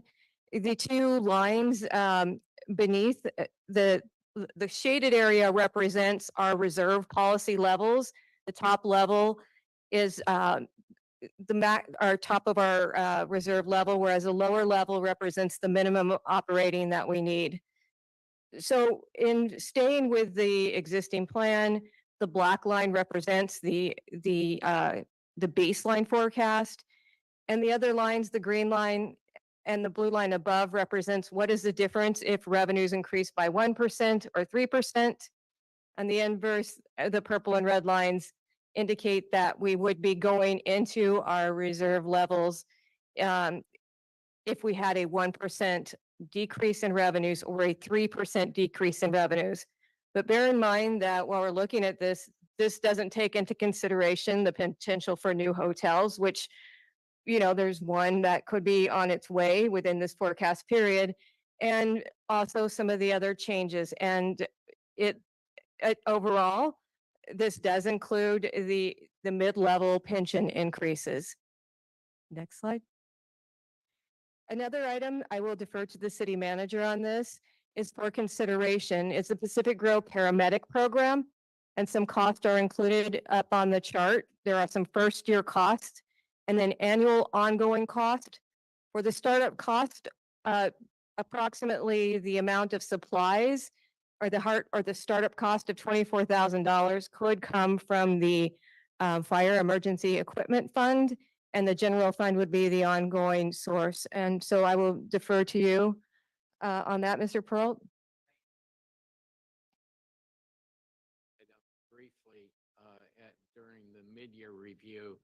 And essentially, we would request council's direction to include this modification to what fire is currently providing. It seems that, and I'll ask Chief Miller to come up in a second, but it seems that the surrounding departments all have the advanced life support of capability. We're kind of an island unto ourselves, with the exception of the area that is located close to the Monterey Station, where the Monterey Station is the first to respond to an incident on that side of town. They carry with them the ALS currently, although we're not paying for it per se. So the thought was this community's age demographics is changing. There are getting to be older citizens, and with that, the other part of it is that medical responses is our top response by the fire department. It just is. It's been that way historically for a long time. So it appears that we're asking you to consider direction to include ALS, or at least at this point in our budget for next year. It appears to be, in terms of the grander picture of things, a effective way to include our life-saving capabilities. And as Ms. Hannah already pointed out, there are some initial equipment purchases that would have to be made. And those purchases, fortunately, wouldn't be repeated in the outgoing years. So this first year would have a little bit greater cost impact. And maybe if I could ask Chief Miller to come up and discuss the advantage of an ALS system and making sure that we have that, or assisting the council in considering that alternative.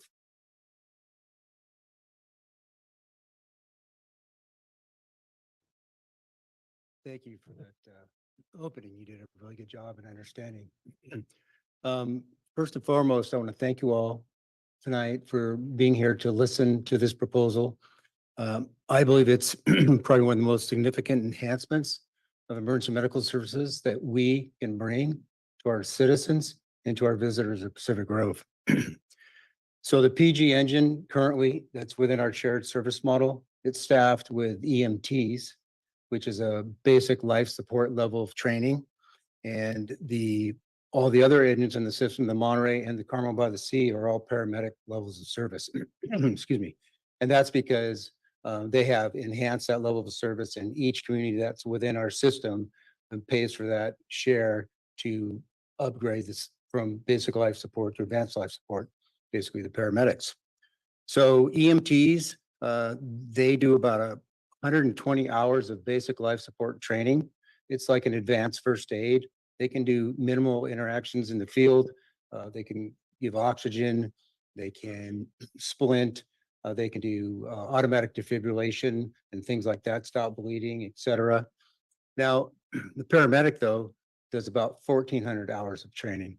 And paramedics literally bring the emergency room to the patient, whether that's in your living room, whether that's on the bike path, whether it's in a vehicle accident, on one of our beaches.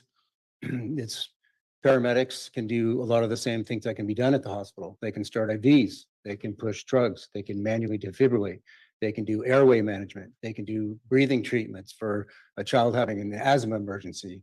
So it's a significant enhancement from what the basic life support is. And it's kind of the standard in the industry right now in the fire services. And most agencies, like Bob said, in Monterey County are already at a paramedic level. And we are basically, Pacific Grove is an island. Pacific Grove is near and dear to my heart. I lived my whole life in Pacific Grove. You know, I went to Robert Down in the middle school and high school. I raised my 4 kids here. I have grandkids here, family here, friends here. And I think that this is a level of service that could really be one of the biggest things that you can do to provide literally a life-saving service to our residents. And it's not going to take a long time. If you should decide to support this request, we can have it probably up and running by the beginning of the fiscal year. There is an AMR ambulance station at the PG Fire Station. And I just need to tell you that that ambulance is part of the system status. There's not a lot of ambulances in Monterey County. They really struggle to maintain the service that they have to provide countywide. And you know, this is a very diverse county. So sometimes that ambulance will even be sitting in front of the fire station, but there won't be a crew there to staff it because they could have like a crew shortage that day. Other times that ambulance is moved to bump up to another location because their system is so busy, they need to kind of get to a more centralized location. Sometimes we've had ambulances coming from Salinas. And so while we're waiting for that ambulance, we're only being able to do basic life support care for a patient. There's a lot more to it. I'm going to let one of our captains, paramedics, speak to the more technical specifications of what a paramedic can do, because I think it's really important that you understand the value that you get for this investment. Bob also talked about a portion of the City of Pacific Grove is served first by the Hawthorne Station in Monterey. And that's because when you joined the shared service model, we got rid of all boundary lines. Closest unit will respond, and that's based on GSI mapping. So large portion of that part of the city, kind of below Pine to 9th Street, above Pine to 3rd, and some up in Forest Hill area are served by that Hawthorne engine. So by default, certain citizens in the community are getting a paramedic level of service, and everybody else is not.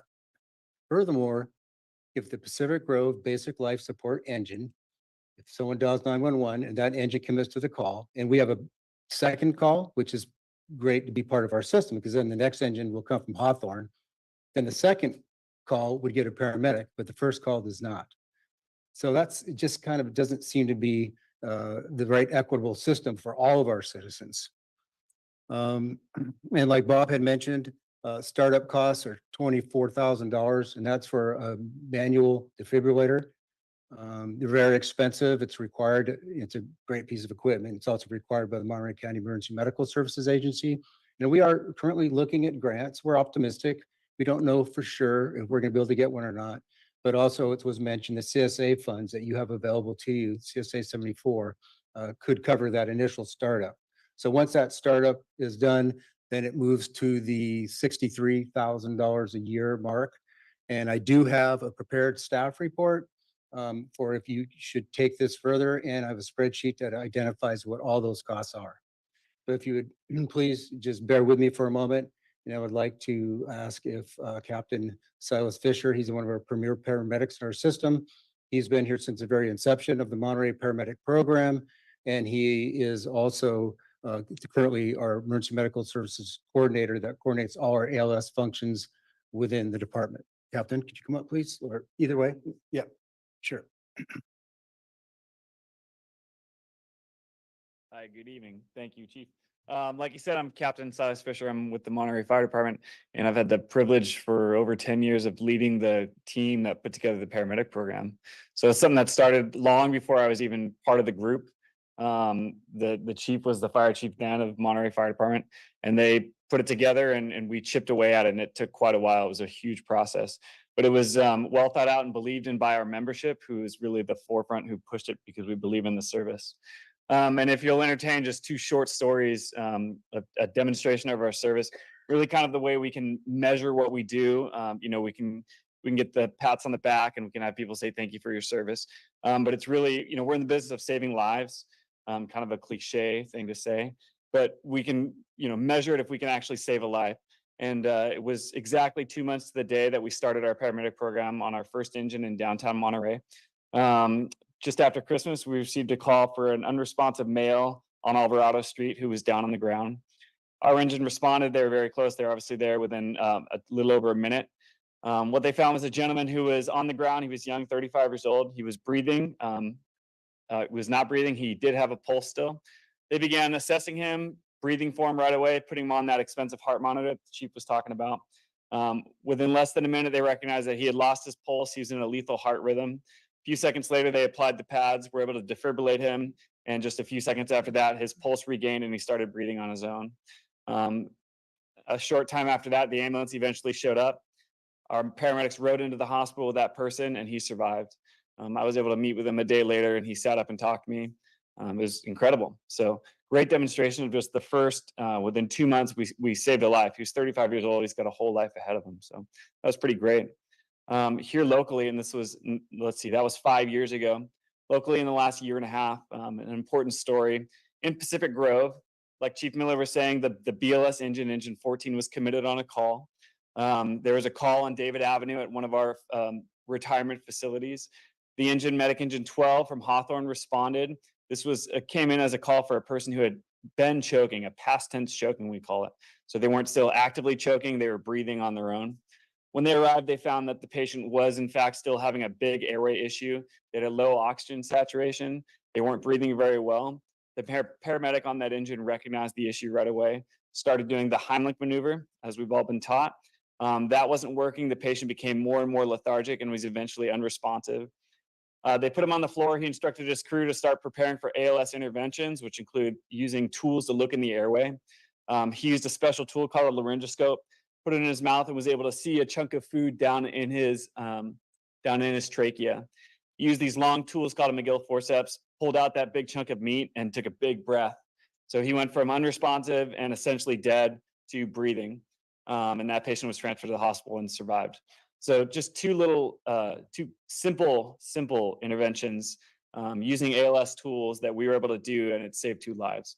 So and that's just 2 examples of a lot that we've had. And so I'm a huge supporter in the program. I wear the patch very proudly. I was proud to be the first paramedic to get off the engine. And we're really proud to continue that service. So, and if you have any questions from there, I'm happy to answer with the chief. Thank you.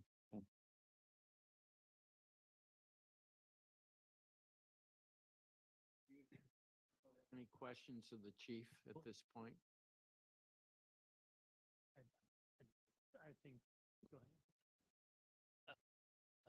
I was just gonna, so this seems like a no-brainer to me, to be honest. But I was just wondering, like, so why are we missing this so far? I mean, you said like we are an island. I mean, are there other things that we need to be aware of? No, I don't think so. I can't really explain why it hasn't happened yet because I've only been here for a few months, but I can tell you this. One of the first priorities when I came in the door for myself was to bring this right away to Bob and have that discussion to be able to bring it forward. And it's like you said, it's kind of a no-brainer. I don't want to assume that, the money being spent is a no-brainer because obviously anything that you spend money on, it has to be discussed. But if you want to do something for your citizens that makes that kind of an impact so quickly, I can't think of anything more that you can do that will impact everybody in this community. Yeah. I'll be interested to see who says no on this. Just for my benefit, like the heart monitor used, does that mean it's used or is it new? What does that mean? Well, we're looking at buying a refurbished one. Okay. Because the cost and they're what, 40,000? So the refurbished ones are just as good, it's like Okay. a refurbished iPhone or something. They go through them, they're certified and it'll do the job. So, and it will be housed in our Yes. fire station? Yes, Okay. it'll be on All Pacific right. Road Fire Engine. All right, very good. Thank you for bringing this up. I was not aware. Thank you. Thank you. Councilmember Emilio. Yes, I live in the Del Monte Park area near the residential Del Monte residential period, and there Johnny on the spot always when they're there because I hear the sirens.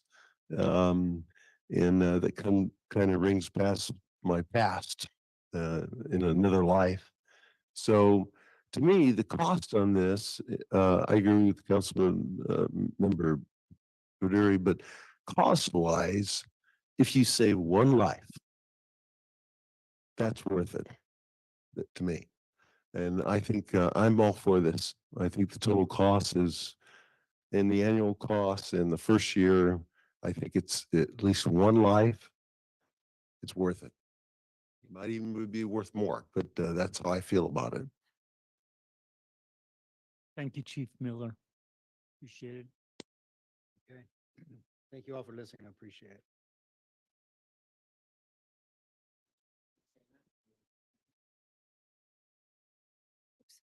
Next slide, sorry. So some of the additional considerations that I've heard maybe in the last budget sessions or during the mid-year or the beginning of the year is potentially setting aside some contributions for PERS in a separate fund. Or one thing in the beginning of the year when we adopted the budget, there was a question of whether we were just going to use a half-time maintenance worker and allot trees for planting, if that's something that there would be a desire to want to increase or continue, and then capital funding. Just reiterating that the budget and financial policies talks about a balanced budget. And right now it looks like going out into the 5 years, we will have a balanced budget, knowing that if we do use some of that 2.5 million for other things, depending on performance, we may be dipping into our reserves at some point. And, you know, there's still some economic uncertainty. There's discussion of the economy stabilizing or having a flat landing rather than a recession. So far, it looks like our revenues have been performing stable, if not somewhat better. And then also cannabis and hotel revenues on the horizon. Next slide. And so next steps, we're just looking for any direction from staff. And we also want to coming up is going to be the annual CIP report. In April and May, the fee study and draft for fiscal year 24 and 25. We'll be doing both, bringing that to council for consideration as well as setting the new rates for next year and receiving the proposed fiscal year 24-25 draft proposed budget in late May. To help with the discussion, what was included within your packets are a list of the personnel authorization, and there's also a listing of grants that the city, that are active grants, both operating and capital, that the city has received, and also some information on some requests for city expenditures over time, as well as some information on city leases. And with that, I conclude my presentation. Thank you. Anyone wishing public comment, please come forward.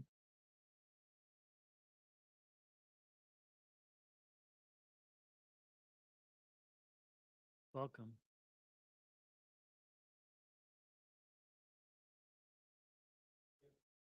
Member of the EDC, I'm speaking on my own behalf. I'm a kind of a big fan of Dave Ramsey, if you remember his radio program he's been on for a long time. And Mr. Ramsey said once, quote, "A budget is telling your money where to go instead of wondering where the heck it went." So this is a useful process. Sometimes it's a little hard to tell where it's going, right? So we have these discussions and the question is, well, how come we didn't spend that money, or how come the capital project's not getting done? Or we have ARPA money that goes from the skateboard park to something else. And it's all a good discussion as long as everybody knows that's what's going on. So in the presentation, it looks like that there's about a $2.6 million on top of the reserve. That's kind of what it is. And I know different people have different ideas for the money and how that's going to be spent. I don't really have any big major suggestions, but as again, speaking for myself, Peggy and I moved here after, traveling around a lot of different kind of places, and we chose to stay here because it's a unique and beautiful place. And but with some of the recent construction, we have, and we all know that the major source of income is property tax and TOT. So we have two new hotel going up and two big condos, Pullman and 520 Lighthouse. But when I look around and I see what's going on, there seems to be a disconnect, and people do mention it. It's sort of a mind gap between all this new construction. Hopefully the cannery down there gets developed. I'm a big fan of that. But people come here and they check into a very expensive hotel, or they're living in a $2.5 million condo, and then they go downtown. And one council member pointed out to me, it looks like it looked 40 years ago. And so people kind of expect more. So they get back in the car, they go to Carmel, they go someplace else for dinner or for lunch or for an entertainment. They should be staying here. Now, I kind of looked around a little bit at other cities our size. And a lot of them have economic development commissions or councils. Some of them are non-for-profits, so they're not part of the city per se. And they generally cost out at about 1%, 1.5% to 3% of budget, Mayor. I'm going to go over just a few seconds here because I have a proposal. But the city of Pacific Grove, we come in at about 0.9. That's a little bit under 1%. I'm here to suggest that we use some of that overage and we bump up the EDC budget to maybe 1.5% to 2.5% of the total budget here. You have that discretion. The EDC, as you know, has got some pretty exciting projects out there that they're working on. You're going to be seeing these come forward. Get behind the EDC, back these projects, and then we'll give you more if you do that. Thank you, Mr. Gibbs. Right. And they'll be behind you on this. And I think Thank you very much. thank you, Your- Mayor. your And I time think is it'll up. be a lot. You'll see the difference in terms of an ROI. Thank you very much. Right.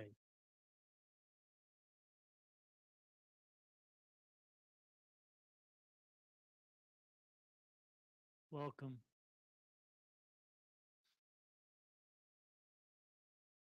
My name is Andy Kubica, and I'm speaking as a resident, not a member of the Planning Commission.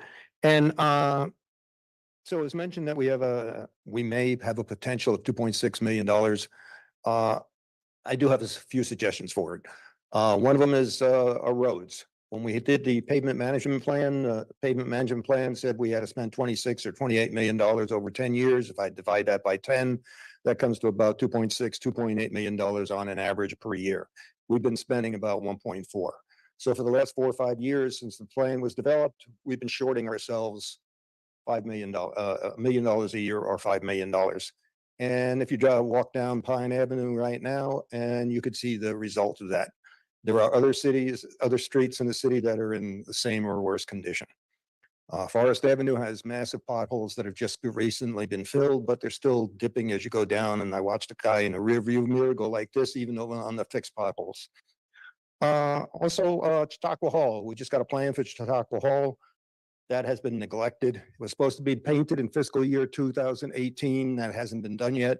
That money went back into the general fund. Maybe we could take care of Chautauqua Hall. If you go over there, it's a historical building.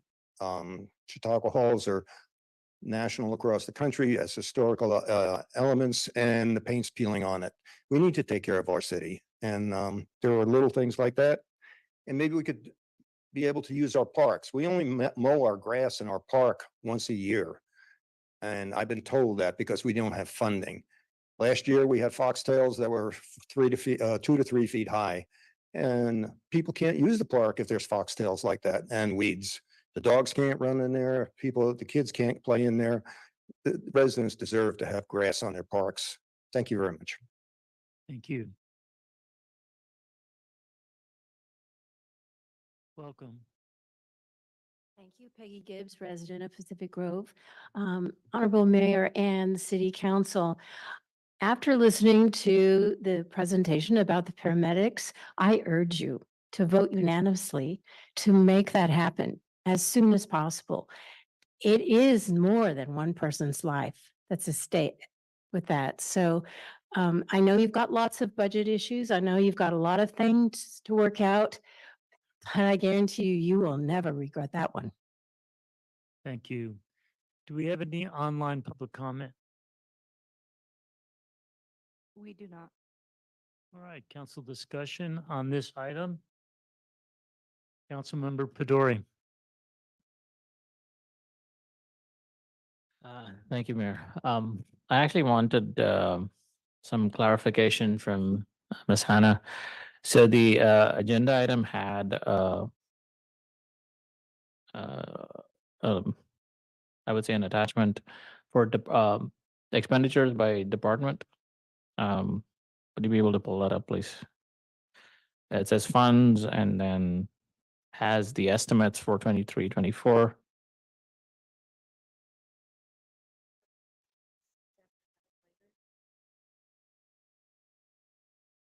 It says general fund department expenditures.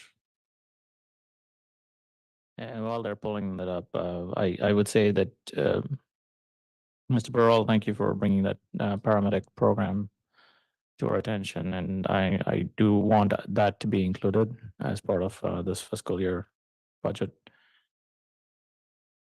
And are you, okay, while you're pulling it up. Sandra's assisting and bringing it up. Yeah, so while she is pulling it up, maybe Mr. Burrell, you had mentioned in the earlier agenda item that you were considering bringing the, I mean, so all the boards and commissions vote for certain topics to be brought to council. Are you planning to have a separate council item in regards to what those priorities are? The project, are you talking about the CIP prior? I was referencing the CIP projects, but Okay. yes. Okay, all right. All right, so maybe I'll mention that too. So so I just want to look at it from an expenditure perspective, and I want to call out a few things here, and maybe instead of calling things out, perhaps you can explain it to me. So I'll just start off from the top here. So city attorney, the fiscal year 22-23 is $500,000, and 23-24 is 100% increase. It's like now 1.12 million. There are other items in here, but what I want you to provide to me is what is the reason for 100% increase for city attorney, for community development, for police, for what appears to be public works. What are those major 1 million kind of like line items that are causing this expenditure?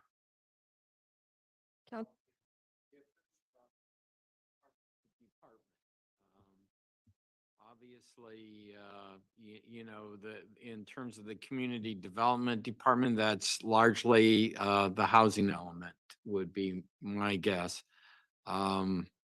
In terms of police and fire, they seem to be holding pretty stable. City attorney, those are just, it's a matter of the legal issues that the city has been dealing with, and they fluctuate as can be seen from year to year. And I think what you see there is a mid-year estimate for the end of the year. Is that correct?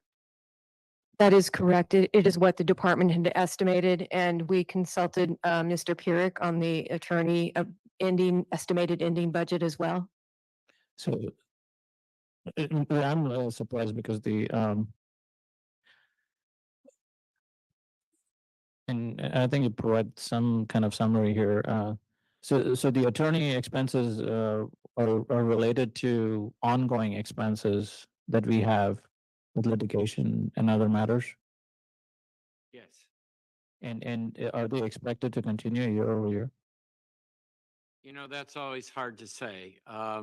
My guess is that they will kind of come and go as the city progresses. I don't see that necessarily it will continue to increase. As you can see, you know, for instance, in 19 and 20, it was 561. It went down to 492, 21, 22, it went back up again. 22, 23, it's been down.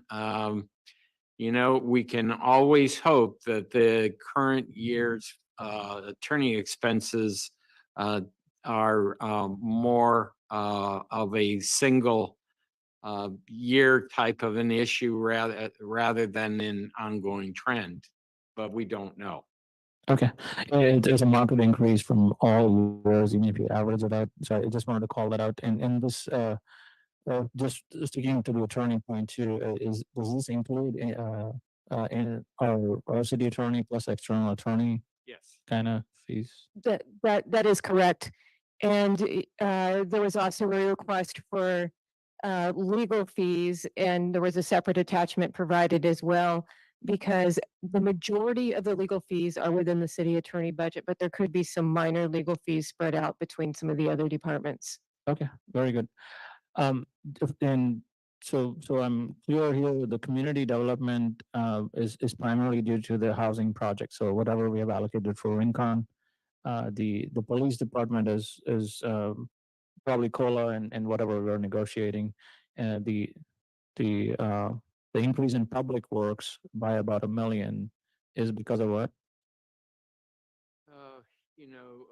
Ms. Hannah, can you respond specifically to that? So in relation to the police department budget, they had some significant vacancies this year. We had close to $300,000 in savings at mid-year. So that almost brings them up to the $8 million from 7.7 million to 8 million that's projected to the end of, to the end of the year. That was part of it, but there was also a COLA. I'm sorry, I'm confused with the between years. But part of it is the COLA, and then part of it is just in general, some of the regular ongoing costs. There isn't anything specific, I would say, other than salaries and the unfunded pension liability within the police budget. When I look at public works, there's a couple of significant studies in that budget. I believe it's not the facility assessment study, but the climate action and adaptation plan, as well as one other study. I believe there's close to $250,000 in there, as well as we're assuming staffing at full complement for part of it. And we're just seeing a rise in general in repair cost and maintenance cost. Yeah. All right, thank you. So I just wanted to call that out because it seems like a market difference from earlier, and moving forward, perhaps when we have the end year budget, I do want to see something which shows year-over-year percentage increase or decrease. I think it'll be helpful to understand where we are going with these numbers in general. And Go ahead. I'm sorry if I may add, it's also most of the departments were coming in under budget or just on budget as well. So these were items that were included as part of the adopted or amended budgets. It's not Okay. in excess of what was originally approved. Okay, that's actually helpful. Thank you. So I know like Mr. Burrell, you mentioned the CIP projects list, but I said I'm a council liaison for a couple of like boards here. The one of the things that, for example, the EDC has raised and is they're working on a QR code project.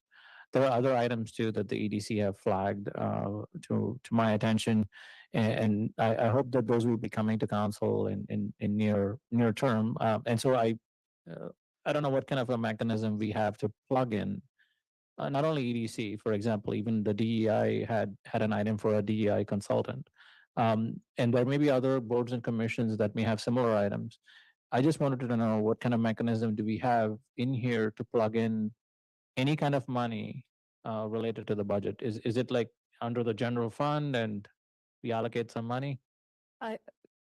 Councilmember Petore, through the mayor, in general, for both the DEI and the EDC, those budgets are under the purview of the city manager. So when he brings forward or she brings forward the budget, they would incorporate any changes at that time. And if it's Okay. significant, they would talk about them. Okay. All right. So good to know. So I think I'm somewhat supportive of the fact that the EDC has raised some concerns with respect to how much the budget amount needs to be. So Mr. Peralta, however we want to address that. The other thing that I've noticed in general, and this is I would say a longstanding kind of, I wouldn't say problem, but at least something to note of is the city appears to want, or at least it'll do the city good if we have a dedicated grants manager or somebody who's solely dedicated for the purpose of grants, because there are a lot of grants that I think we're missing out on. One of the things that I would like the council to consider is actually have uh, a consultant being hired solely for grant purposes. And that consultant could be used by multiple divisions, not only planning, but also perhaps public works, et cetera, because there may be grants that we're not aware of, or maybe we're aware of. We do not have time to actually apply for those grants. I think it will generally hold good across the board. So I would like to allocate some, I would say, seed money if required, or some kind of budget amount for a consultant over there. And then I know the city has a deferred projects list. And so I would like to ask Mr.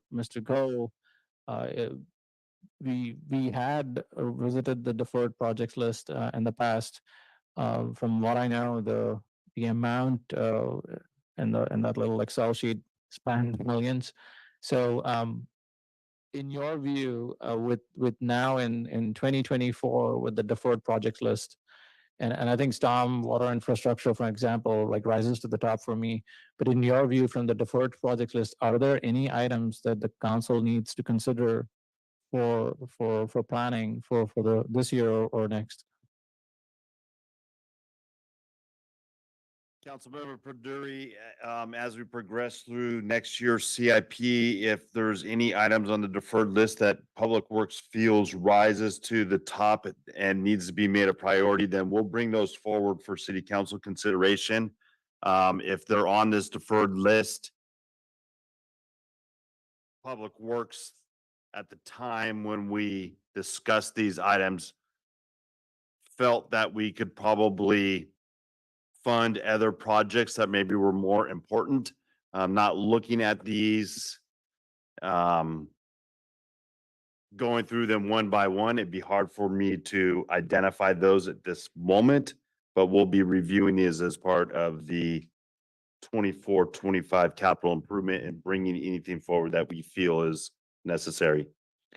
Okay, thank you. And the only reason I mention this is because these have been deferred for, at least from my recollection, for a while. And I think some of these may become priorities in the next fiscal year. So again, a plug-in to say however we want to address this. And then finally, I had another item in here related to, actually, those were my items. So thank you for the presentation, but I look forward to hearing other council comments here. Thanks. Councilmember Emilio. Thank you, Mayor. So could you bring up, Tori, Ms. Anna, could you bring up that first sheet showing the general overview? Or Stephanie?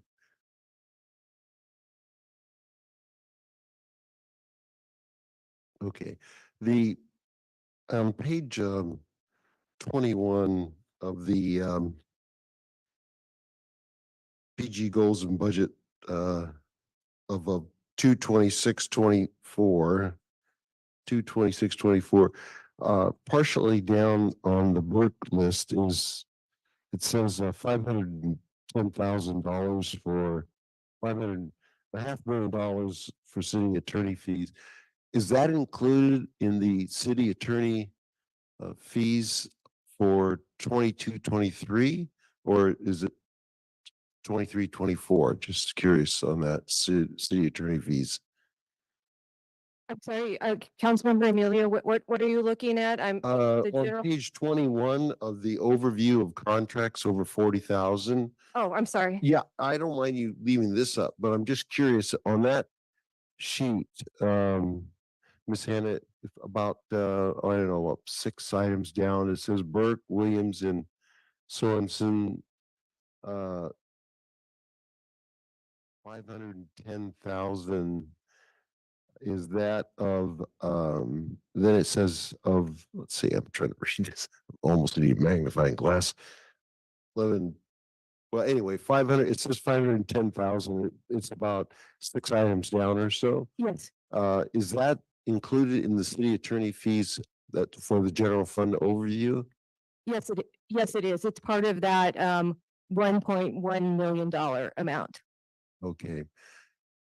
And that amount is for, that's for all legal fees other than Burke, correct? The 1.11 is for all legal fees, including Burke. Okay. The other question I have, change here a little bit, which I know I'm in support of, but it says here City of Monterey general fund balance of almost $3 million, 3 million, 2.9 for fire services. And the question is that an annual fee, or when do we go out? Do we go out for bid again? Is there a certain year we go out to bid again for the fire services? We have a multi-year contract with the city of Monterey. I can't recall what the date end of the contract was, but it was a long-term contract and it does have it escalates depending on their salaries. We get an estimate each year Okay. from the city as to what their cost will be estimated to be. Yeah, I know we approved that, and I was trying to remember how many multi-years we have going on that, but that's okay. I could talk offline on that, so thank you. Councilmember Coletti. Thank you, Your Honor. Speaking of fire department, when are we expected to get the new fire truck? I will have to check in on that. Last time it was close to another year out, but I have not looked into it since Chief Penholzer has left. And I can basically speak a little. A common phenomena that we've seen since COVID throughout the industry. And these things are typically running 2 to 3 years behind when you order them, if I'm not mistaken. Yeah. The advantage to making the purchase, if I'm not mistaken, it also locks in the price. So even though the cost of making it has gone up, you've at least locked in the price. Yeah, I think we already allocated the funds for it and basically paid for it. Your forecast, does that include any change in staffing level, the 5-year forecast? It assumes the staffing level that's presented in the position authorization form. It assumes all of those positions will be there. It also assumes the increase in the recreation temporary budget will continue in future years that we just did at the mid-year budget. So it's basically status quo. Pretty much status quo with the exception of the negotiated increases and the assumption that POA could have something similar to the general and MEA units. We have an arborist. I believe that contract is ending this year, is it not? Yes, sir. Okay. I'm going to kind of let my colleagues know that I think the direction for the next year's budget should include a full-time forester that is a direct report to the city manager that will manage the resource.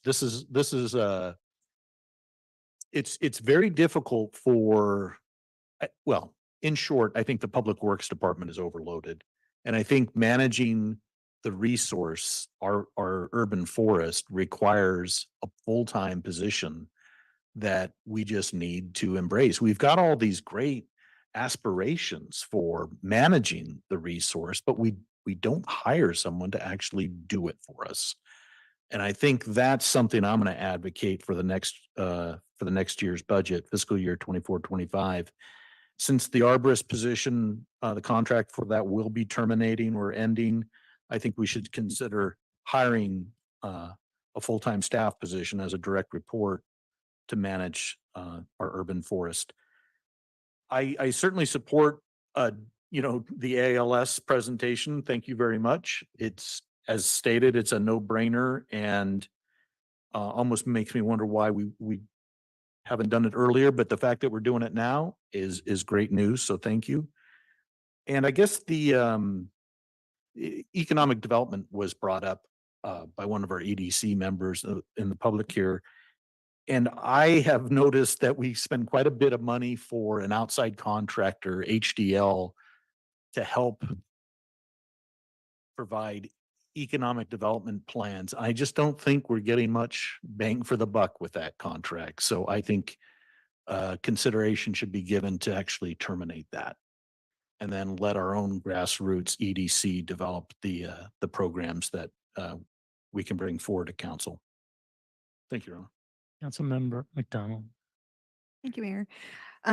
Yeah, as with everyone else, I'm obviously not the person who's suggesting we don't get the ALS. That sounds like a great idea. We do have a lot of residents who I'm sure could benefit, not to mention tourists. So we hear the sirens on the weekends and wonder what's up. So always good if we can provide life-saving services. So, so I think we'll definitely be looking at that one coming forward. I wanted to clarify a couple of things. Ms. Hannah, you mentioned, and I might have misunderstood. Did you say, Councilmember Coletti had mentioned that as CAA moves forward, we kind of had 6 months where we didn't meet, and now we're back on track and having another meeting in April. And we want to get moving forward with potentially a consultant to help with this, because obviously we're not in a position to develop a full plan. Did you say that the budget is already included in the Public Works Department? I just want to know if that's something already budgeted or we need to budget for. Yes. Action and adaptation plan, yes, there is funding in the Public Works budget for that. Okay, thank you. So that's helpful, because that way we know at our next meeting that we already sort of have that available and we can proceed with that. So thank you. So I think a lot of them we've already talked about. We already have everything in the works. We have the funding, from my understanding, to plant trees. We have the funding for the person who will water the trees. It's just a matter of once the person's in place. It sounds like all of that will fall into place, and that'll be moving along. That is correct. We did include funding in the budget for trees and soil, and it kind of needs to go along with that, as well as a halftime maintenance worker. Okay, great. And I think that's already included for the signs. I know we've been talking about the signs, I think, are in the works too. That's already in our current CIP. So that's another thing already in the works, correct? Yes, that is correct. Then I think the only other thing that's not probably already included in our budget is probably just the parklets, which, as Councilmember Emilio mentioned, that it sort of fits into our infrastructure safe streets, even though it's technically not living there currently. Is that something I'm assuming it's not something we need to address now, because it's not a specific goal to this, and that will come up in our budget. Is that correct? And we don't need to address that at this time. Well, it'll come up a couple of different times, because we're going to have to amend the budget sooner than later to include those parklet costs. Okay. So you'll probably see that coming along very, very soon. And then you'll have to address it next year as well, because you'll have the actual construction next year. So maybe that and the paramedics will be coming soon so that we can get those moving quickly. Okay, great. Thanks. Thank you very much, Ms. Hannah, and your staff, as usual, for all the fine work. And we just skipped over you called it Budget 101. So I encourage my colleagues and public who are interested to spend the time going over that and getting up to speed on our budget process. One quick comment on that. At some point, if somehow we could fit it into the schedule, I never think it hurts to do a special kind of town hall meeting where you do 101 government financing. So, and open that up to the public to have them to attend at some point. I think that would be a good idea. I think that'd be an excellent idea. Okay, I'm just going down the list. Oh, first I want to start off talking about the legal department fees. I think Ms. Hannah, you had mentioned some email that some of the legal fees were embedded in the other departments. But now you're moving all the legal fees into the legal department finances. Is that right? That is correct. And also, we have a list of legal fees for the last, I think it's 3 years, that was included as an attachment that breaks down when they were segregated between departments. So I'm just wondering if some of the rise in the legal fee for 23-24 is also a result of moving funds or expenditures from one department to another? I would say that there is some, but I think it's in general a higher estimate, but then again, what it is an estimate. It may be something the city attorney is just wanting to have on hand in case it does come in high. Last year, the budget was high and it didn't come in to that highest dollar amount. So there is a chance it could come in lower at year end. Yeah. Well, I just caution when we look at, and I think looking at the finances are, arguably the most important thing that we do. And when we look at increase in costs, we should also recognize what's different from one year to the next. It could be like in the recreation department, there's a substantial increase in funds. Well, I think it's pretty apparent that it's mainly because of the increase in staffing for programs. So that understanding would be good. Okay, just some observations. Let's see. Sorry.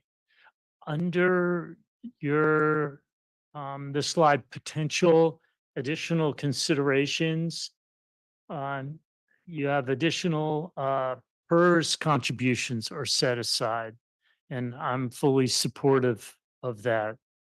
Now, I don't know where that money, I think in past years, you described a separate fund, or whether that's just an additional check to CalPERS.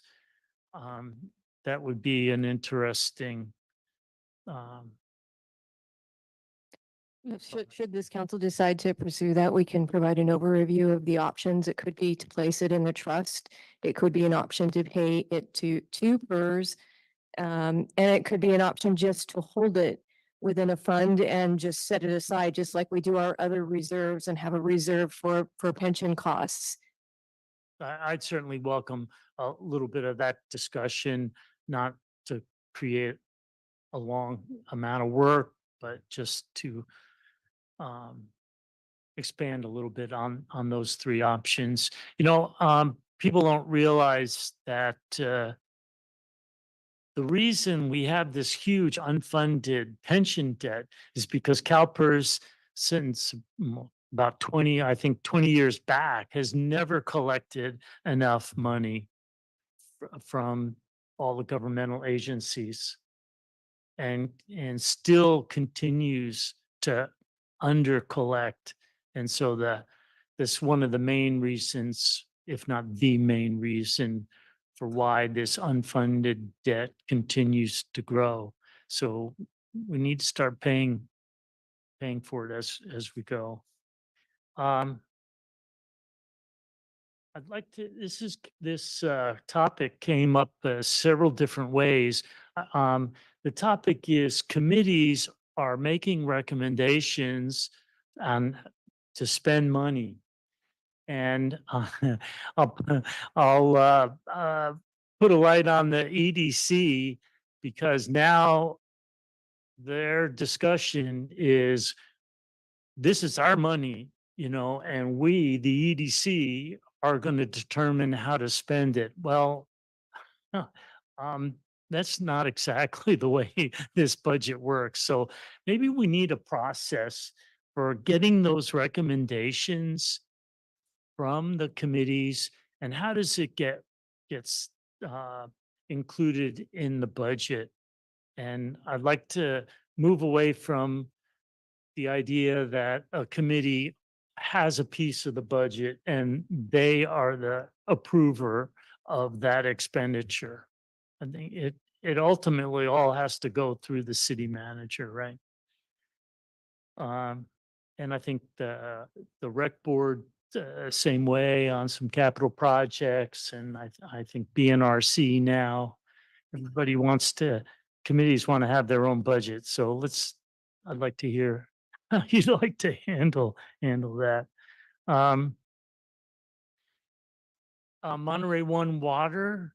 So Monterey One Water is not going to collect our sewer collection fee anymore.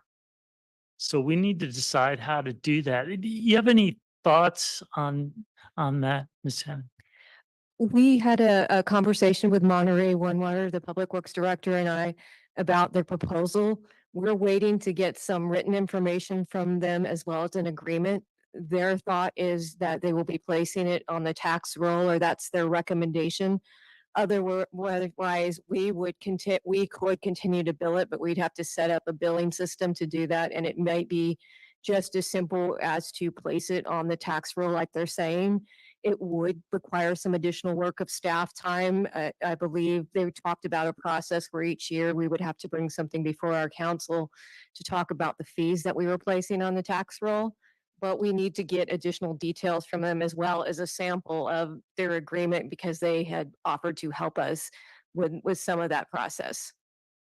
And if we decide to go to putting this fee on the tax roll, we have to get this to the Monterey County Tax Assessor by June, May? Soon. There is a specified date, yes. And the good news is that we already have our rate structure in place. When we have to go out for a different new fee, there is some more timing considerations, but since we know what our rates are at this point, we're a little bit ahead of the game as far as having to get ready to implement. So we're good on the rates for fiscal year 24, 25. Yes. But after that, Yes, the Public Works Director and I talked about a potential fee study coming forward, or we would be continuing using this existing fee structure that's in place. Mr. Mayor, if I could, a couple of things that just need to be thinking about in terms of that. My guess is the local city would still be required to do a 218 process if they change the fee, so, you'd end up having to do the 218 process locally before you could submit it to the county tax roll, if you change that fee amount. this year? No, No, next year. and you just need to take that into account because the 280, that's not going to mean you get out of the 218 process. The other thing that I just have a little bit of a concern about is there'll have to be some public education about how all that's going to work, because all of a sudden, residents may find they're not getting billed every 2 months for that sewer fee from Monterey One, but then they're going to end up with a property tax bill that's going to see some obviously increase. And I think the public has a right to understand that. And Monterey One Water did come down and give a presentation regarding that. It's been several months ago about the concept, but they've also prepared some information materials should we decide to move forward and use them to be sent out to residents. I mean, you put it nicely, a little public education. I think a lot of public education to forestall a lot of upset people for seeing this, the same amount of fees, but put in a different place. Yeah, so obviously, thank you very much, Ms. Hannah, talking with our friends at Monterey One Water and maybe piggybacking on their outreach program. That'd be important. A question about the I'll call it the CIP floor, the lowest amount of the most inexpensive CIP project that has to come before council. I believe it's $5,000. Our financial policies just define $5,000 as a capital outlay. It's 5, did you say? Yes, 5,000. Yeah. So I'm just wondering if we can simplify this process and raise it up. $5,000 capital doesn't buy a whole lot these days. And maybe we can raise that up. I don't know. I'd pull a number out of the air, 20,000, 25,000. If it would simplify, I know some of our just a few projects that are below 25,000, but defined what your capital project is, it would shorten the list, certainly, because you wouldn't have all the little purchases Yeah. that are currently identified on the list. And it would allow more focus on some of those bigger items where it probably should be placed. It was just a thought. If it, Sure, if- we'll take a if- look at that. Okay, great. Well, I'm also in support of the ALS program. It does seem like a no-brainer.